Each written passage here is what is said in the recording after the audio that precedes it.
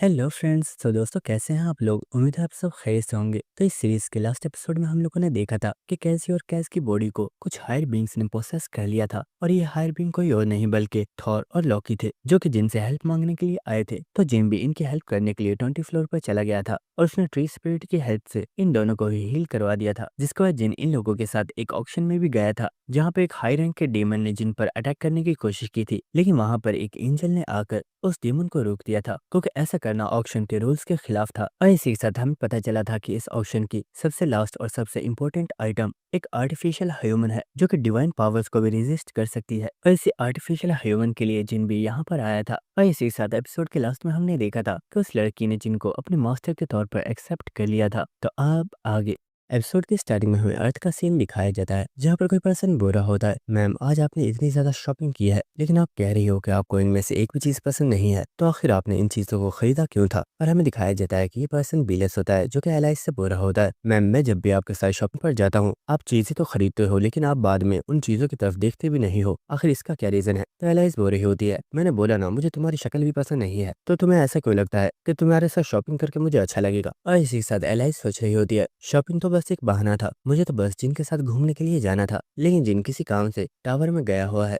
बस मैं उम्मीद करती हूँ कि वो जल्दी टावर में से वापस आ जाए, ताकि मैं उसके साथ दोबारा से घूमने के लिए जा सकूं। और इस वक्त एलाइस को दरवाजे के खुलने की आवाज आती है, जिसकी वजह से वो काफी ज्यादा हैरान हो गई होती है, और वो हंसते हुए इस दरवाजे की तरफ जा रही होती है, और वो बोल रही होती है, जिन तो तुम फाइनली वापस आ ही गए। लेकिन इस वक्त एलाइस काफी ज्यादा हैरान हो चुकी होती है, क्योंकि वो देखती है कि जिन यहाँ पर एक छोटी लड़की के साथ आया होता है, और इसी के साथ जिन बोल रहा होता है, आज से ये हमारी फैमिली की न्यू मेंबर है और इसका नाम प्रे है, और मैं चाहता हूँ कि सभी लोग इसे अच्छे से ट्रीट करें। और इस चीज की वजह से एलाइस यहाँ पर काफी ज्यादा हैरान होती है। लेकिन इसी के साथ कैसी बोल रही होती है, ये छोटी बच्ची तो काफी ज्यादा क्यूट है, लेकिन ब्रदर आखिर तुमने इसका नाम प्रे क्यों रखा है? ये तो कितना ज्यादा अजीब नाम है। लेकिन इसी के साथ जिन बोल रहा होता है, अरे नहीं ये काफी ज्यादा अच्छा नेम है, मैंने ये नाम काफी सोच समझ कर रखा है, और मुझे लगता है ये नेम इसे सूट करेगा। ये बात सुनकर कैसी और कैस दोनों ही काफी ज्यादा हैरान हो रहे होते हैं। लेकिन इसे कैसी ने प्रे को अपने गले लगा लिया होता है, ये बच्ची काफी ज्यादा क्यूट है और मुझे ये पसंद आई, आज से ये हमारी दोस्त है। और इसी के साथ कैस भी बोल रहा होता है, सिस्टर मुझे महसूस हो रहा है ये लड़की काफी ज्यादा स्ट्रांग है, और आज से ये हमारे साथ ट्रेनिंग कर सकती है। जिसके बाद वो दोनों ही इसे यहाँ से ले जाते हैं। जिसके बाद जिन एलाइस से बोल रहा होता है, एलाइस प्रे को काफी ज्यादा अटेंशन की जरूरत है, मैं चाहता हूँ कि जिस तरह तुमने एंड्रिया का ख्याल रखा था, इस तरह तुम प्रे पर भी ध्यान दो, ताकि प्रे भी एंड्रिया की तरह स्ट्रॉन्ग बन सके। लेकिन इस वक्त एलाइस बहुत गुस्से में जिनको तकिया फेंक कर मारती है, और वो बुरी होती है, मेरा इस लड़की से कोई भी लेना देना नहीं है, इस लड़की को यहाँ पर तुम लेकर आए हो तो तुम ही इसे संभालो। और एलाइस अपने रूम में जाकर दरवाजे को जोर से बंद कर देती है, और इस चीज की वजह से जिन काफी ज्यादा हैरान हो रहा होता है, और वो बुरा होता है, बिलस आखिर एलाइस को क्या हुआ है, वो इतनी ज्यादा गुस्से में क्यों है? तो बिलस हो रहा होता है, ये चीज तो मुझे भी नहीं पता, आज मास्टर का मूड सुबह से ही ठीक नहीं है। जिसके बाद हमें नेक्स्ट उस प्लेस का सीन दिखाया जाता है, जहाँ पर वो बड़ी सी मूर्ति मौजूद है, और हमें दिखाया जाता है कि इस जगह पर एक पर्सन कुर्सी पर बैठा हुआ होता है, जिसके सामने हास्टिंग जमीन पर बैठा हुआ होता है, और वो पर्सन बुरा होता है, तो तुम ये कह रहे हो कि तुम एक बार फिर से जिनको मारने में फेल हो गए, आखिर तुम मुझे और कितना ज्यादा एम्बेरस करने वाले हो? तुमने कहा था कि तुम एंशिएंट क्रिएचर की हेल्प करके जिनको खत्म कर सकते हो, लेकिन तुम इस चीज में भी नाकाम हो गए। हास्टिंग आखिर मुझे ऐसा क्यों लग रहा है कि तुम सिर्फ एक ट्रैश हो, और मुझे तुम्हारी हेल्प लेनी ही नहीं चाहिए थी? लेकिन इसे हास्टिंग उस पर्सन के कदमों में झुक गया होता है, और वो बुरा होता है, सर प्लीज मुझे माफ कर दीजिए, ये मेरी गलती है कि मैंने उस पर्सन को काफी ज्यादा अंडर एस्टिमेट कर दिया, लेकिन आप फिक्र मत कीजिए, मैं उस पर्सन को जरूर मार डालूंगा, आखिर वो है तो सिर्फ एक इंसान ही, और वो मुझसे ज्यादा टाइम तक नहीं बच पाएगा। लेकिन इससे तो वो पर्सन हास्टिंग की एक आंख को निकाल लेता है, और इस चीज की वजह से हास्टिंग को बहुत ही ज्यादा पेन होना स्टार्ट हो गई होती है, और वो यहाँ पर बहुत जोर जोर से चिल्ला रहा होता है। लेकिन इसी से वो पर्सन बोलता है, चलो ठीक है, तुम्हें एक बार फिर से मौका दिया, मुझे दिखाओ तुम क्या कर सकते हो। और इसी के साथ वो पर्सन यहाँ पर काफी ज्यादा स्माइल करते हुए बोल रहा होता है, ये शोर मचाना बंद करो, बार बार हारने की वजह से ये तुम्हारी पनिशमेंट है, और इसे तुम्हें इंड्योर करना ही चाहिए, और तुम्हें तो बल्कि मेरा शुक्र अदा करना चाहिए, क्योंकि मैंने बस तुम्हारी एक आंख निकाली है, और मैं तुम्हें जान से नहीं मार रहा। तो हास्टिंग भी बुरा होता है, सर आपका बहुत ज्यादा शुक्रिया। जिसका वो पर्सन बुरा होता है, हास्टिंग मुझे लगता है अब तुम अकेले जिनको मारने के लिए काफी नहीं हो, इसलिए मैं अपने साथ आज अपने कुछ सबऑर्डिनेट्स को लेकर आया हूँ, और मुझे लगता है ये जिन और उसके सभी साथियों को मारने के लिए काफी है। और हम देखते कि यहाँ पर 3 सबऑर्डिनेट्स चलते हुए आ रहे होते हैं, और हमें बताया जाता है कि ये तीनों ही काफी ज्यादा हाई रैंक के सोल्जर्स हैं, और ये तीनों ही एस रैंक से काफी ज्यादा पावरफुल हैं। जिसके बाद हमें नेक्स्ट टावर ऑफ ट्रायल में 19th फ्लोर का सीन दिखाया जाता है, और हमें दिखाया जाता है कि इस जगह पर पोर्टल के जरिए जिन और उसके साथी आ चुके होते हैं। जिसके बाद ये सभी लोग चलते हुए एक फॉरेस्ट के अंदर आ चुके होते हैं, और इसी के साथ जिन हमें बता रहा होता है, मैंने हेवनली डीमन की मेमोरीज में जिस जगह को देखा था वो और कोई प्लेस नहीं बल्कि यही 19th फ्लोर था, और मुझे पूरा यकीन है मुझे वो क्राउन यहीं पर मिलेगा। जिसके बाद हम प्रे को देखते हैं जो कि यहाँ पर दरख्त के पत्तों को चेक कर रही होती है और वो इन्हें महसूस करने की कोशिश कर रही होती है। और इसी के साथ हमें यहाँ पर जिन और टैसा को भी दिखाया जाता है और टैसा बोल रही होती है, जिन तुमने कहा कि ये लड़की एक आर्टिफिशियल ह्यूमन है, आखिर इस बात से क्या मतलब है? तो जिन बोल रहा होता है इस लड़की को कुछ कल्ट के लोगों ने एक्सपेरिमेंट्स करके बनाया था, लेकिन अब से ये हमारी कंपनी की मेंबर है और मैं चाहता हूँ कि तुम सभी लोग इसे अच्छे से ट्रीट करना। और हाँ, एक और चीज, प्रे के अंदर कोई भी इमोशंस नहीं है, इसलिए वो किसी भी इंसान के लिए कुछ भी फील नहीं कर सकती। तो ये बात सुनकर टैसा काफी ज्यादा हैरान होती है और वह बुरी होती है। मुझे लगता है हमें प्रे के ऊपर काफी ज्यादा ध्यान देना होगा क्योंकि वो वैसे भी अभी बहुत ज्यादा छोटी है। जिसका टैसा चलते हुए प्रे के पास आगे होती है और इसी के साथ वो बोलती है, जिन ने बताया कि तुम्हारा नाम प्रिय है, मैं हूँ टैसा, मैं जिन की फ्रेंड हूँ और मैं चाहती हूँ कि हम दोनों भी आपस में दोस्ती कर ले, तो क्या तुम मेरी दोस्त बनना चाहोगी? जिसके बाद हम चुनियो संग को देखते हैं जो कि जिन से बुरा होता है, जिन तुम तो पहले से काफी ज्यादा बदल चुके हो। तो वह सुनकर जिन बुरा होता है, आखिर अब इस बात से तुम्हारा क्या मतलब है? तो चुनियो संग बुरा होता है, जहाँ तक मुझे तुम्हारे बारे में याद है तुमने गेम के दौरान कभी भी अपनी टीम नहीं बनाई थी और तुम सिर्फ सोलो ही इस पूरे टावर को कॉन्क्वेर करना चाहते थे। और जहाँ तक मुझे याद है उस टाइम पर लोग तुम्हें एक डेविल समझते थे क्योंकि तुम कभी भी किसी पर रहम नहीं करते थे, लेकिन मुझे लगता है कि तुम अब पहले से काफी ज्यादा काइंड हो चुके हो। तो बस इनका जिन बोरा होता है, तुम यहाँ पर सिर्फ मेरी बात ही कर रहे हो, जरा खुद के बारे में भी तो सोचो। जब हमारी पहले कभी भी मुलाकात होती थी तो तुम हमेशा यही कहते थे कि तुम्हें मुझसे फाइट करनी है, लेकिन अब तुम ऐसा कुछ भी नहीं करते। तो ये बात सुनकर चुनिया संग बोरा होता है, मुझे लगता है शायद तुम ठीक कह रहे हो। लेकिन इसी के साथ हमें दिखाया जाता है कि इस एरिया में कुछ क्रिएचर्स मौजूद होते हैं जो कि इन लोगों के ऊपर नजर रख रहे होते हैं और इसके बाद वो सभी क्रिएचर्स भागते हुए इन लोगों की तरफ आ रहे होते हैं, जिसकी वजह से टेसा काफी ज्यादा हैरान हो गई होती है और वो प्रे को प्रोटेक्ट करने के लिए उसके सामने आ चुकी होती है। और इसी के साथ हमें दिखाया जाता है कि यहाँ पर इन सभी क्रिएचर्स ने आकर इन लोगों को ऊपर अपने वेपन्स को पॉइंट कर दिया होता है और वो लोग बोल रहे होते हैं, आखिर तुम ह्यूमंस हो कौन और आखिर तुम लोग हमारी टेरिटरी में क्यों आए हो? लेकिन इससे भी पहले मुझे ये बताओ, आखिर ये ह्यूमन है क्या चीज और इसके अंदर कोई साउल क्यों नहीं है? और वो लोग यहाँ पर किसी और की नहीं बल्कि प्रे की बात कर रहे होते हैं, लेकिन प्रे भी उन्हें काफी ज्यादा गुस्से में देख रही होती है और इन क्रिएचर्स के अचानक से यहाँ पर अपीयर होने की वजह से सभी लोग काफी ज्यादा हैरान हो रहे होते हैं। और इसी साथ चुनियो संग बुरा होता है। जहाँ तक मुझे इन क्रिएचर्स के बारे में याद है, ये लोग तो ह्यूमंस के ऊपर अटैक नहीं करते, तो आखिर ये अचानक हमारे ऊपर अटैक करने के लिए क्यों आ गए हैं? क्या ये लोग उस बच्ची से डरे हुए हैं? तो जिन बुरा होता है, हाँ शायद तुम ठीक कह रहे हो, लेकिन मुझे नहीं लगता कि ये लोग हमें नुकसान पहुंचाएंगे। और इस वक्त हमें दिखाया जाता है कि यहाँ पर चलते हुए एक और क्रिएचर आ रही होती है और वह बोल रही होती है, सभी लोग अपने वेपन्स को नीचे करो, ये लोग हमारे फॉरेस्ट के एनिमी नहीं है और यहाँ पर आने का इनका कोई भी बैड इंटेंशन नहीं है। और हम देखते हैं कि एक छोटी लड़की होती है, लेकिन हमें बताया जाता है कि ये असलियत में इन सभी क्रिएचर्स की लीडर है और इसका नाम यूएसएस है। जिसके बाद यूएसएस बोल रही होती है, हमारी मुलाकात को काफी ज्यादा टाइम हो चुका है, लेकिन वेटरन कंपनी के लीडर मिस्टर जिन, तुमसे दोबारा मिलकर मुझे काफी ज्यादा अच्छा लगा। तो ये बात सुनकर एक क्रिएचर बोल रही होती है, लीडर क्या आप इन लोगों को जानती हो? तो लीडर बोल रही होती है, तुम्हें फोर्स सिलेक्शन गेम तो याद ही होगी, उस जगह पर मैं भी मौजूद थी और वहाँ पर फर्स्ट टाइम मैंने इस ह्यूमन को देखा था। उस जगह पर प्लेयर्स को चूज किया जाता है, लेकिन ये पर्सन किसी के भी ग्रुप में शामिल होने के लिए तैयार नहीं था और इसने वहाँ पर अपनी खुद की एक फोर्स तैयार की जिसका नाम इसने वेटरन कंपनी रखा था। लेकिन मैंने सच में नहीं सोचा था कि हमारी मुलाकात इस तरह से होने वाली है। मिस्टर जिन, क्या मैं जान सकती हूँ आखिर आप यहाँ पर क्यों आए हो? तो जिन बोलता है, मुझे कुछ टाइम पहले ही पता चला है कि इस फ्लोर के ऊपर कुछ प्रॉब्लम हो रही है, तो अगर सच बात बताऊं तो मैं उस प्रॉब्लम को सॉल्व करने के लिए यहाँ पर आया हूँ। इसके बाद हमें नेक्स्ट सीन दिखाया जाता है जहाँ पर जिन अपने रिंग की तरफ देख रहा होता है और वो सोच रहा होता है एलाइस अभी भी काफी ज्यादा गुस्से में है, लेकिन मुझे समझ नहीं आ रहा आखिर वो इतना ज्यादा गुस्से में क्यों है। जिसके बाद वो लीडर जिन से बोल रही होती है, इस छोटी बच्ची की बॉडी के अंदर कोई भी सोल नहीं है, लेकिन आहिस्ता आहिस्ता इस लड़की की सोल डेवलप होना स्टार्ट हो जाएगी और इसकी सोल कैसी होगी ये तुम्हारे ऊपर डिपेंड करता है। ये बच्ची सिर्फ एक मशीन की तरह है जिसे किसी भी चीज के लिए यूज किया जा सकता है और अगर हम चाहे तो इसे एक गार्डियन भी बना सकते हैं या फिर हम इसे एक डिस्ट्रक्शन वेपन की तरह भी यूज कर सकते हैं। तो जिन बोल रहा होता है, हम इस बारे में जानता हूँ। जिसको वो लीडर बोल रही होती है, तुमने कहा कि तुम यहाँ पर हमारी हेल्प करने के लिए आए हो, लेकिन क्या तुम्हें सच में पता है कि हमारे फॉरेस्ट की प्रॉब्लम क्या है? कुछ टाइम से हमारे फॉरेस्ट के अंदर मौजूद सभी क्रिएचर्स बहुत ही ज्यादा खूनखार हो गए हैं और वो अपने जैसे दूसरे क्रिएचर्स के ऊपर अटैक कर रहे हैं। लेकिन मिस्टर जिन, हमें इस बारे में कुछ भी नहीं पता कि आखिर ये प्रॉब्लम शुरू कैसे हुई है और इसे किस तरह से सॉल्व किया जा सकता है। क्या आपको सच में लगता है कि आप इस प्रॉब्लम को सॉल्व कर पाएंगे? तो जिन बोल रहा होता है, मुझे पता है आखिर ये प्रॉब्लम क्यों हुई है और मुझे यकीन है मैं इसे सॉल्व कर दूंगा। जिसको हमें दिखाया जाता है कि सभी लोग एक काफी बड़े पोर्टल के सामने मौजूद होते हैं और इसी के साथ यूएसएस बोल रही होती है, मिस्टर जिन, क्या आप सच में इस पोर्टल के अंदर जाना चाहते हैं? शायद आपको नहीं पता लेकिन ये प्लेस बहुत ही ज्यादा डेंजरस है। तो जिन बोल रहा होता है, तुम्हें फिक्र करने की जरूरत नहीं है, मैं इस जगह के बारे में जानता हूँ। इसके बाद ये सभी लोग इस पोर्टल के अंदर जा रहे होते हैं, लेकिन इसी के साथ जिन बोल रहा होता है, मैं चाहता हूँ कि जब तक हम इस पोर्टल के अंदर हैं, आप लोग इस जगह को प्रोटेक्ट कीजिएगा और कोई भी पर्सन इस पोर्टल के अंदर नहीं आना चाहिए। जिसके बाद ये सभी लोग इस पोर्टल के अंदर जा चुके होते हैं, लेकिन इसी साथ यहाँ पर एक क्रिएचर उस लीडर से बोल रही होती है, लीडर क्या हमें सच में इन लोगों के ऊपर भरोसा करना चाहिए? ये भी तो हो सकता है कि इनकी हमारे खिलाफ कुछ बैड इंटेंशंस हो और ये बाद में हमें नुकसान पहुंचाए। तो ये बस इनको लीडर बोल रही होती है, मुझे लगता है शायद तुम्हें कोई मिसअंडरस्टैंडिंग हो रही है। हमारे पास यहाँ पर इन लोगों के ऊपर भरोसा करने के अलावा और कोई भी चॉइस नहीं थी, क्योंकि मैं इस ह्यूमन की स्ट्रेंथ को जानती हूँ। अगर हमारी ट्राइब के सभी लोग मिलकर भी इस ह्यूमन का सामना करें तो हम फिर भी इस पर्सन को नहीं हरा पाएंगे। इसलिए हमारे लिए बेहतर यही था कि हम इस पर्सन की हेल्प करें, ना कि उसके रास्ते की रुकावट बने। जिसके बाद हम देखते कि सभी लोग पोर्टल के साथ किसी डिफरेंट प्लेस पर आ चुके होते हैं, बट ऐसा इस जगह को देखकर काफी ज्यादा हैरान होती है और वो बोल रही होती है, क्या हम लोग इस वक्त एक डेजर्ट के अंदर मौजूद हैं? और हमें दिखाया जाता है कि ये लोग एक बहुत बड़े रेगिस्तान वाले एरिया में आ चुके होते हैं।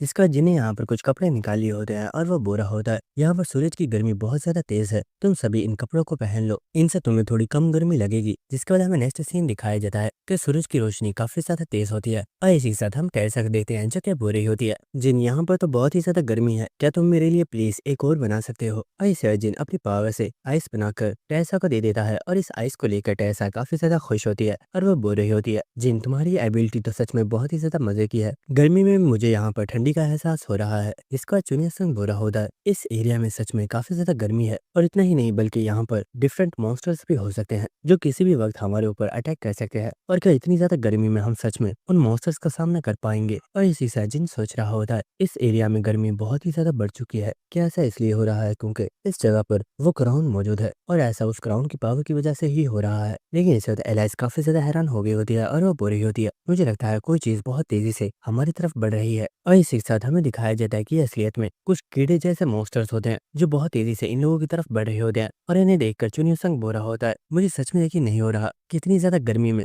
मुझे इन जैसे बेकार मॉन्स्टर्स के साथ फाइट करनी पड़ेगी। लेकिन इसे जिन बोलता है, चुनियो संग तुम्हें इनके ऊपर अटैक करने की जरूरत नहीं है, मुझे लगता है हमें यहाँ पर हमारे न्यू मेंबर को अपनी स्किल्स शो करने का मौका देना चाहिए। और इसे जिन बोलता है, प्रे जाओ और इन सभी मॉन्स्टर्स को मार डालो। और हम देखते हैं प्रे ने जिस कपड़े को अपने ऊपर पहना हुआ होता है वो उसे फेंक देती है और वो बहुत तेजी से स्लाइड करते हुए इन मॉन्स्टर्स की तरफ जा रही होती है। जिसके बाद प्रे एक काफी ऊंची जंप लगाती है और वो सीधा इस मॉन्स्टर के ऊपर आ चुकी होती है। और इसी साथ उसने यहाँ पर अपने वेपन्स को भी समन कर लिया होता है और इससे प्रे यहाँ पर अपनी फुल पावर को एक्टिवेट करती है और इसी के साथ वो बोलती है, टारगेट लॉक। और इसके बाद हमें दिखाया जाता है कि वो इस मॉन्स्टर के ऊपर बहुत ही पावरफुल अटैक करती है और इसने बहुत आसानी से इन मॉन्स्टर्स को मार डाला होता है। और इस चीज की वजह से टेरेसा यहाँ पर काफी ज्यादा हैरान होती है और वह बोल रही होती है, वाओ प्रे तो काफी ज्यादा स्ट्रांग है। लेकिन इसी के साथ हमें प्रे को दिखाया जाता है जो कि बोल रही होती है, टारगेट एलिमिनेटेड। जिसके बाद हमें नेक्स्ट 44th फ्लोर का सीन दिखाया जाता है जहां पर हमें एडेंस टेरिटरी को दिखाया जाता है और हमें एक बिल्डिंग का सीन दिखाया जाता है जिसके अंदर बहुत ही ज्यादा एंजल्स मौजूद होते हैं और इन सभी के सामने एक एंजल मौजूद होती है जो कि और कोई नहीं बल्कि गैब्रियल होती है। जिससे ये एंजल्स बोले होते हैं, हमें तुमसे इस चीज की उम्मीद नहीं थी, आखिर तुम अभी तक उस इंसान को यहाँ पर क्यों नहीं ला पाई? क्या तुम्हें ये बात समझ नहीं आई है? उस लड़की को यहाँ पर आना ही होगा। क्या उस ह्यूमन ने यहाँ पर आने से मना कर दिया है? अगर उसने मना भी कर दिया है तो तुम अपनी पावर का यूज करके उसे जबरदस्ती यहाँ पर ला सकती हो। तो ये बात सुनकर गैब्रियल बोल रही होती है, आपने ठीक कहा, मैं उस ह्यूमन को यहाँ पर ला सकती थी, लेकिन मैंने सोचा क्यों ना इस बारे में पहले उस ह्यूमन की ज्वाइन की गई फोर्स के लीडर से बात कर ली जाए। और इसलिए मैंने उस फोर्स के लीडर से बात की थी। और इसी के साथ हमें एक प्रीवियस सीन दिखाया जाता है जहाँ पर गैब्रियल जिनके पास मौजूद होती है और वह बोल रही होती है, जिन मुझे तुमसे जिस मैटर पर बात करनी थी वो ये है, टेरेसा जो इस वक्त तुम्हारी फोर्स की मेंबर है, एडन ऑर्गेनाइजेशन उसे अपनी फोर्स में ज्वाइन करना चाहती है क्योंकि वो लड़की डिवाइन पावर्स को बहुत अच्छे से समझती है। और असलियत में मुझे उस लड़की को 44th फ्लोर पर ले जाने के लिए बोला गया है, लेकिन वो लड़की क्योंकि तुम्हारी फोर्स की मेंबर है इसलिए मैं चाहती थी क्यों ना पहले इस बारे में तुमसे बात कर ली जाए ताकि तुम उस लड़की से बात करो और वो आराम से उस ऑर्गेनाइजेशन को ज्वाइन करने के लिए मान जाए। तो ये वह सुनकर जिन काफी ज्यादा हैरान होता है और वो बोलता है, तो तुम यहाँ पर मुझसे सीधा ये कहना चाहती हो कि अगर टेरेसा ने एडन ऑर्गेनाइजेशन को ज्वाइन करने से मना कर दिया तो तुम उसे इस चीज के लिए फोर्स करोगे और उसे उस ऑर्गेनाइजेशन को ज्वाइन करना ही पड़ेगा। लेकिन यहाँ पर प्रे भी मौजूद होती है जो कि जिन को गुस्से में देखकर काफी ज्यादा हैरान होती है, लेकिन इसी वजह जिन स्माइल करता है और वह बोलता है, इस बारे में भूल जाओ, अगर तुम लोगों ने टेरेसा को नुकसान पहुंचाने के बारे में सोचा भी तो तुम्हें मेरी फोर्स का सामना करना पड़ेगा। तो ये बस इनका गैब्रियल काफी ज्यादा हैरान हो गई होती है और वो बोल रही होती है, जिन मुझे लगता है शायद तुम इस सिचुएशन को नहीं समझ रहे, एडन ऑर्गेनाइजेशन के अंदर बहुत ही पावरफुल एंजल्स हैं और तुम हम एंजल्स का सामना नहीं कर सकते। क्या तुम्हें सच में लगता है कि तुम टेरेसा को एलियन ऑर्गेनाइजेशन से प्रोटेक्ट कर पाओगे? तेवा सिंकरजिन बोरा होता है, मुझे इस बारे में पता है कि मैं अभी इतना स्ट्रांग नहीं हूँ कि मैं तुम लोगों का सामना कर पाऊँ, लेकिन चाहे कुछ भी क्यों ना हो मैं तुम लोगों को टेरेसा तक पहुंचने नहीं दूंगा। लेकिन हाँ, मैं यहाँ पर तुम लोगों के साथ एक डील कर सकता हूँ। मेरे पास नेक्रोनोमिकॉन की इन्फॉर्मेशन है, तो बताओ क्या तुम्हें वो चीज नहीं चाहिए? और हमें प्रेजेंट सीन दिखाया जाता है जहाँ पर नेक्रोनोमिकॉन का नाम सुनकर यहाँ पर मौजूद सभी एंजल्स काफी ज्यादा शॉक हो चुके होते हैं और वो कह रहे होते हैं, व्हाट, नेक्रोनोमिकॉन? आखिर इस बारे में उस ह्यूमन को कैसे पता है?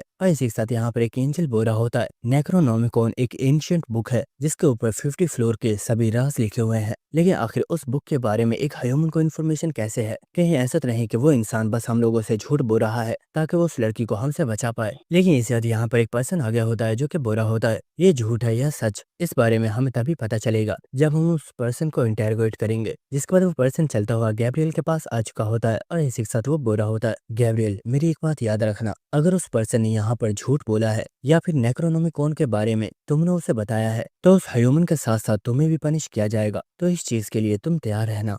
और इसी के साथ हमें बताया जाता है कि इस पर्सन का नाम काजिकील है और ये भी एक बहुत ही पावरफुल एंजल है। लेकिन इसी के साथ गैब्रियल बोलती है, आखिर तुमने ये सोचा भी कैसे कि इतनी इंपॉर्टेंट इन्फॉर्मेशन को मैं एक ह्यूमन के साथ शेयर करूंगी? लेकिन काजिकेल, तुम्हें एक चीज के बारे में नहीं भूलना चाहिए, वो कोई ऑर्डिनरी ह्यूमन नहीं है। उस पर्सन ने अकेले एंशिएंट क्रिएचर के मॉन्स्टर्स को हरा दिया। क्या तुम्हें सच में लगता है कि वो एक कमजोर ह्यूमन है? वो पर्सन बहुत ही ज्यादा स्ट्रांग है और मैं ये चाहूंगी कि तुम लोग उसे अंडर एस्टिमेट मत करो। लेकिन इस वक्त काजिकील बोलता है, बेवकूफ, क्या तुम सच में यहाँ पर सीरियस हो? और इसी से तो गुस्से में चिल्लाते हुए गैब्रियल से बोल रहा होता है, आखिर तुम्हारी हिम्मत कैसे हुई यहाँ पर एक ह्यूमन को डिफेंड करने की? मैं जानता हूँ तुम हमेशा से ह्यूमंस को प्रोटेक्ट करती हो, लेकिन अगर उस ह्यूमन ने यहाँ पर नेक्रोनोमिकॉन के बारे में झूठ बोला है तो उसका अंजाम बहुत ज्यादा बुरा होगा। और इसके बाद काजिकील चिल्लाते हुए यहाँ पर मुझे सभी एंजल्स से बोल रहा होता है, मेरे ब्रदर्स और सिस्टर्स, ऐसा पहले भी हो चुका है जब एंजल्स ने ह्यूमंस का साथ दिया है, लेकिन ह्यूमंस बहुत ही ज्यादा नीच क्रिएचर्स हैं जो हमेशा डीमंस का साथ देते हैं और वो लोग सिर्फ स्ट्रेंथ के भूखे हैं और वो लोग जब उस स्ट्रेंथ को हासिल कर लेते हैं तो वो लोग हमेशा इसका मिसयूज करते हैं। इसलिए हमें कभी भी एक ह्यूमन की बातों पर भरोसा नहीं करना चाहिए, क्योंकि हम सभी एंजल्स के जीने का मकसद सिर्फ यही है कि हमें इस वर्ल्ड में से सभी डीमंस को खत्म करना है और ह्यूमंस भी उन डीमंस में से ही एक हैं जो अपने मतलब के लिए कभी भी कुछ भी कर सकते हैं। लेकिन इस वक्त यहाँ पर गैब्रियल बोल रही होती है,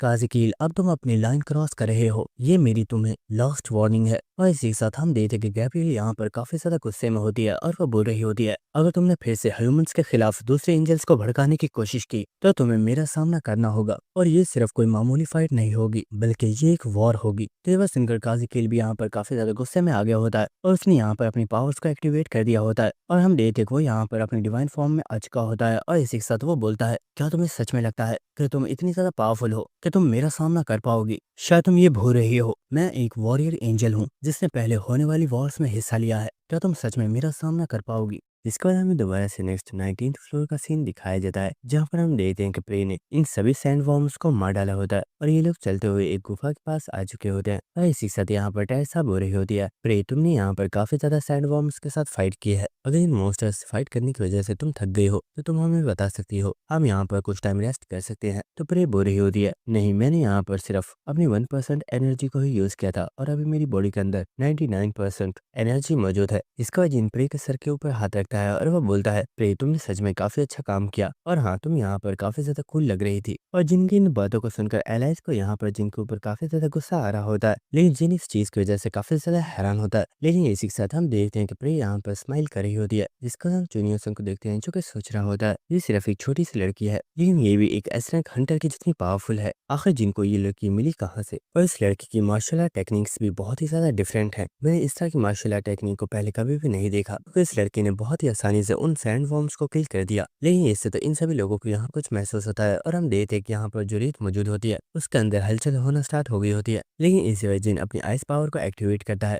और जिन यहाँ पर एक काफी बड़ा बर्फ का पहाड़ बना देता है और वह सभी इस पहाड़ के ऊपर मौजूद होते हैं। जिसके बाद ऐसा बोल रही होती है, आखिर ये रेत में हो क्या रहा है? इस जगह पर कुछ तो गड़बड़ है। और इसी सर्जन सोच रहा होता है, मुझे ये चीज कंफर्म हो चुकी है, वो क्राउन इसी जगह पर मौजूद है और ये रेत इस वक्त जमीन के अंदर जा रही है और हो सकता है कि हमें यहाँ पर आगे जाने के लिए कुछ रास्ते भी मिल जाए। जिसके बाद हमें next 25th floor heavenly demon divine cult का सीन दिखाया जाता है और हमें यहाँ पे एक पर्सन को दिखाया जाता है जो कि पहाड़ के ऊपर एक बहुत ही पावरफुल पंच मारता है और उसने अपने एक ही पंच के साथ इस पूरे पहाड़ को डिस्ट्रॉय कर दिया होता है। और हम देखते हैं कि इस जगह पर वॉल्यूम भी मौजूद होता है जो क्लैपिंग कर रहा होता है और वो बोल रहा होता है, मास्टर, मुझे लगता है अब आप कंप्लीट रिकवर हो चुके हैं और अब आपकी बॉडी में कोई भी प्रॉब्लम नहीं है। और इसी के साथ हमें दिखाया जाता है कि ये पर्सन कोई और नहीं बल्कि डार्क एम्परर होता है, जो कि इस साथ काफी ज्यादा खुश हो रहा होता है और वह बुरा होता है। तो तुम लोगों ने देखा, ये है मेरी रियल स्ट्रेंथ और अब तो मुझे ऐसा लग रहा है कि रिकवर होने के बाद मैं पहले से भी ज्यादा स्ट्रांग हो चुका हूँ। जिसके बाद व्हाइट स्नेक वॉल्यूम से बुरा होता है। वॉल्यूम, तुमने तो बताया था कि डार्क एम्परर की हालत काफी ज्यादा खराब है और उनकी बॉडी बहुत ज्यादा इंजर्ड है, लेकिन इन्हें देखकर तो ऐसा बिल्कुल भी नहीं लग रहा। तो आखिर ये सब हुआ कैसे? तो वॉल्यूम बुरा होता है। सच बताऊं तो इस बारे में मुझे भी कुछ भी नहीं पता, लेकिन जहाँ तक मुझे लगता है डार्क एम्परर मास्टर जिन की वजह से रिकवर हो पाए हैं, क्योंकि शायद उन्होंने किसी बहुत ही हाई क्वालिटी का एलेक्सर को डार्क एम्परर को हील करने के लिए यूज किया था। लेकिन इससे इस जगह पर कोई पर्सन आ गया होता है जो कि बुरा होता है। मुझे ये देखकर अच्छा लगा कि मेरा राइट गार्डियन अब कंप्लीट रिकवर हो चुका है और हमें दिखाया जाता है कि पर्सन कोई और नहीं बल्कि हेवनली डीमन है, जिसका वजह ये सभी लोग एक साथ चल रहे होते हैं और इसी के साथ डार्क एम्परर बुरा होता है। हेवनली डीमन, अब आपकी हेल्थ कैसी है? क्या आपने अपनी पावर को रिकवर कर लिया है? तो हेवनली डीमन बुरा होता है, मेरी एनर्जी अब ऑलमोस्ट कंप्लीट हो चुकी है और मैं जल्दी ही अपनी पूरी स्ट्रेंथ को गेन कर लूंगा। लेकिन हाँ, इस चीज में तुम्हारा काफी ज्यादा शुक्रिया, क्योंकि अगर तुम्हारा डिसाइपल नहीं होता तो शायद मैं कभी भी अपनी पावर्स को रिकवर नहीं कर पाता। तो ये बात सुनकर डार्क एम्परर भी काफी ज्यादा खुश हो रहा होता है, जिसके बाद हेवनली डीमन बुरा होता है। अच्छा मुझे ये बताओ, आखिर वो आजकल क्या कर रहा है? वो इस जगह पर भी ज्यादा नहीं आता, उससे बोलना कि यहाँ पर चक्कर लगाता रहा करे। तो डार्क एम्परर बुरा होता है। सुप्रीम, सच बात तो ये है, मेरा डिसाइपल एक काफी काइंड पर्सन है और मुझे पूरा यकीन है वो इस वक्त भी अपने वर्ल्ड को प्रोटेक्ट करने के लिए किसी मिशन पर होगा।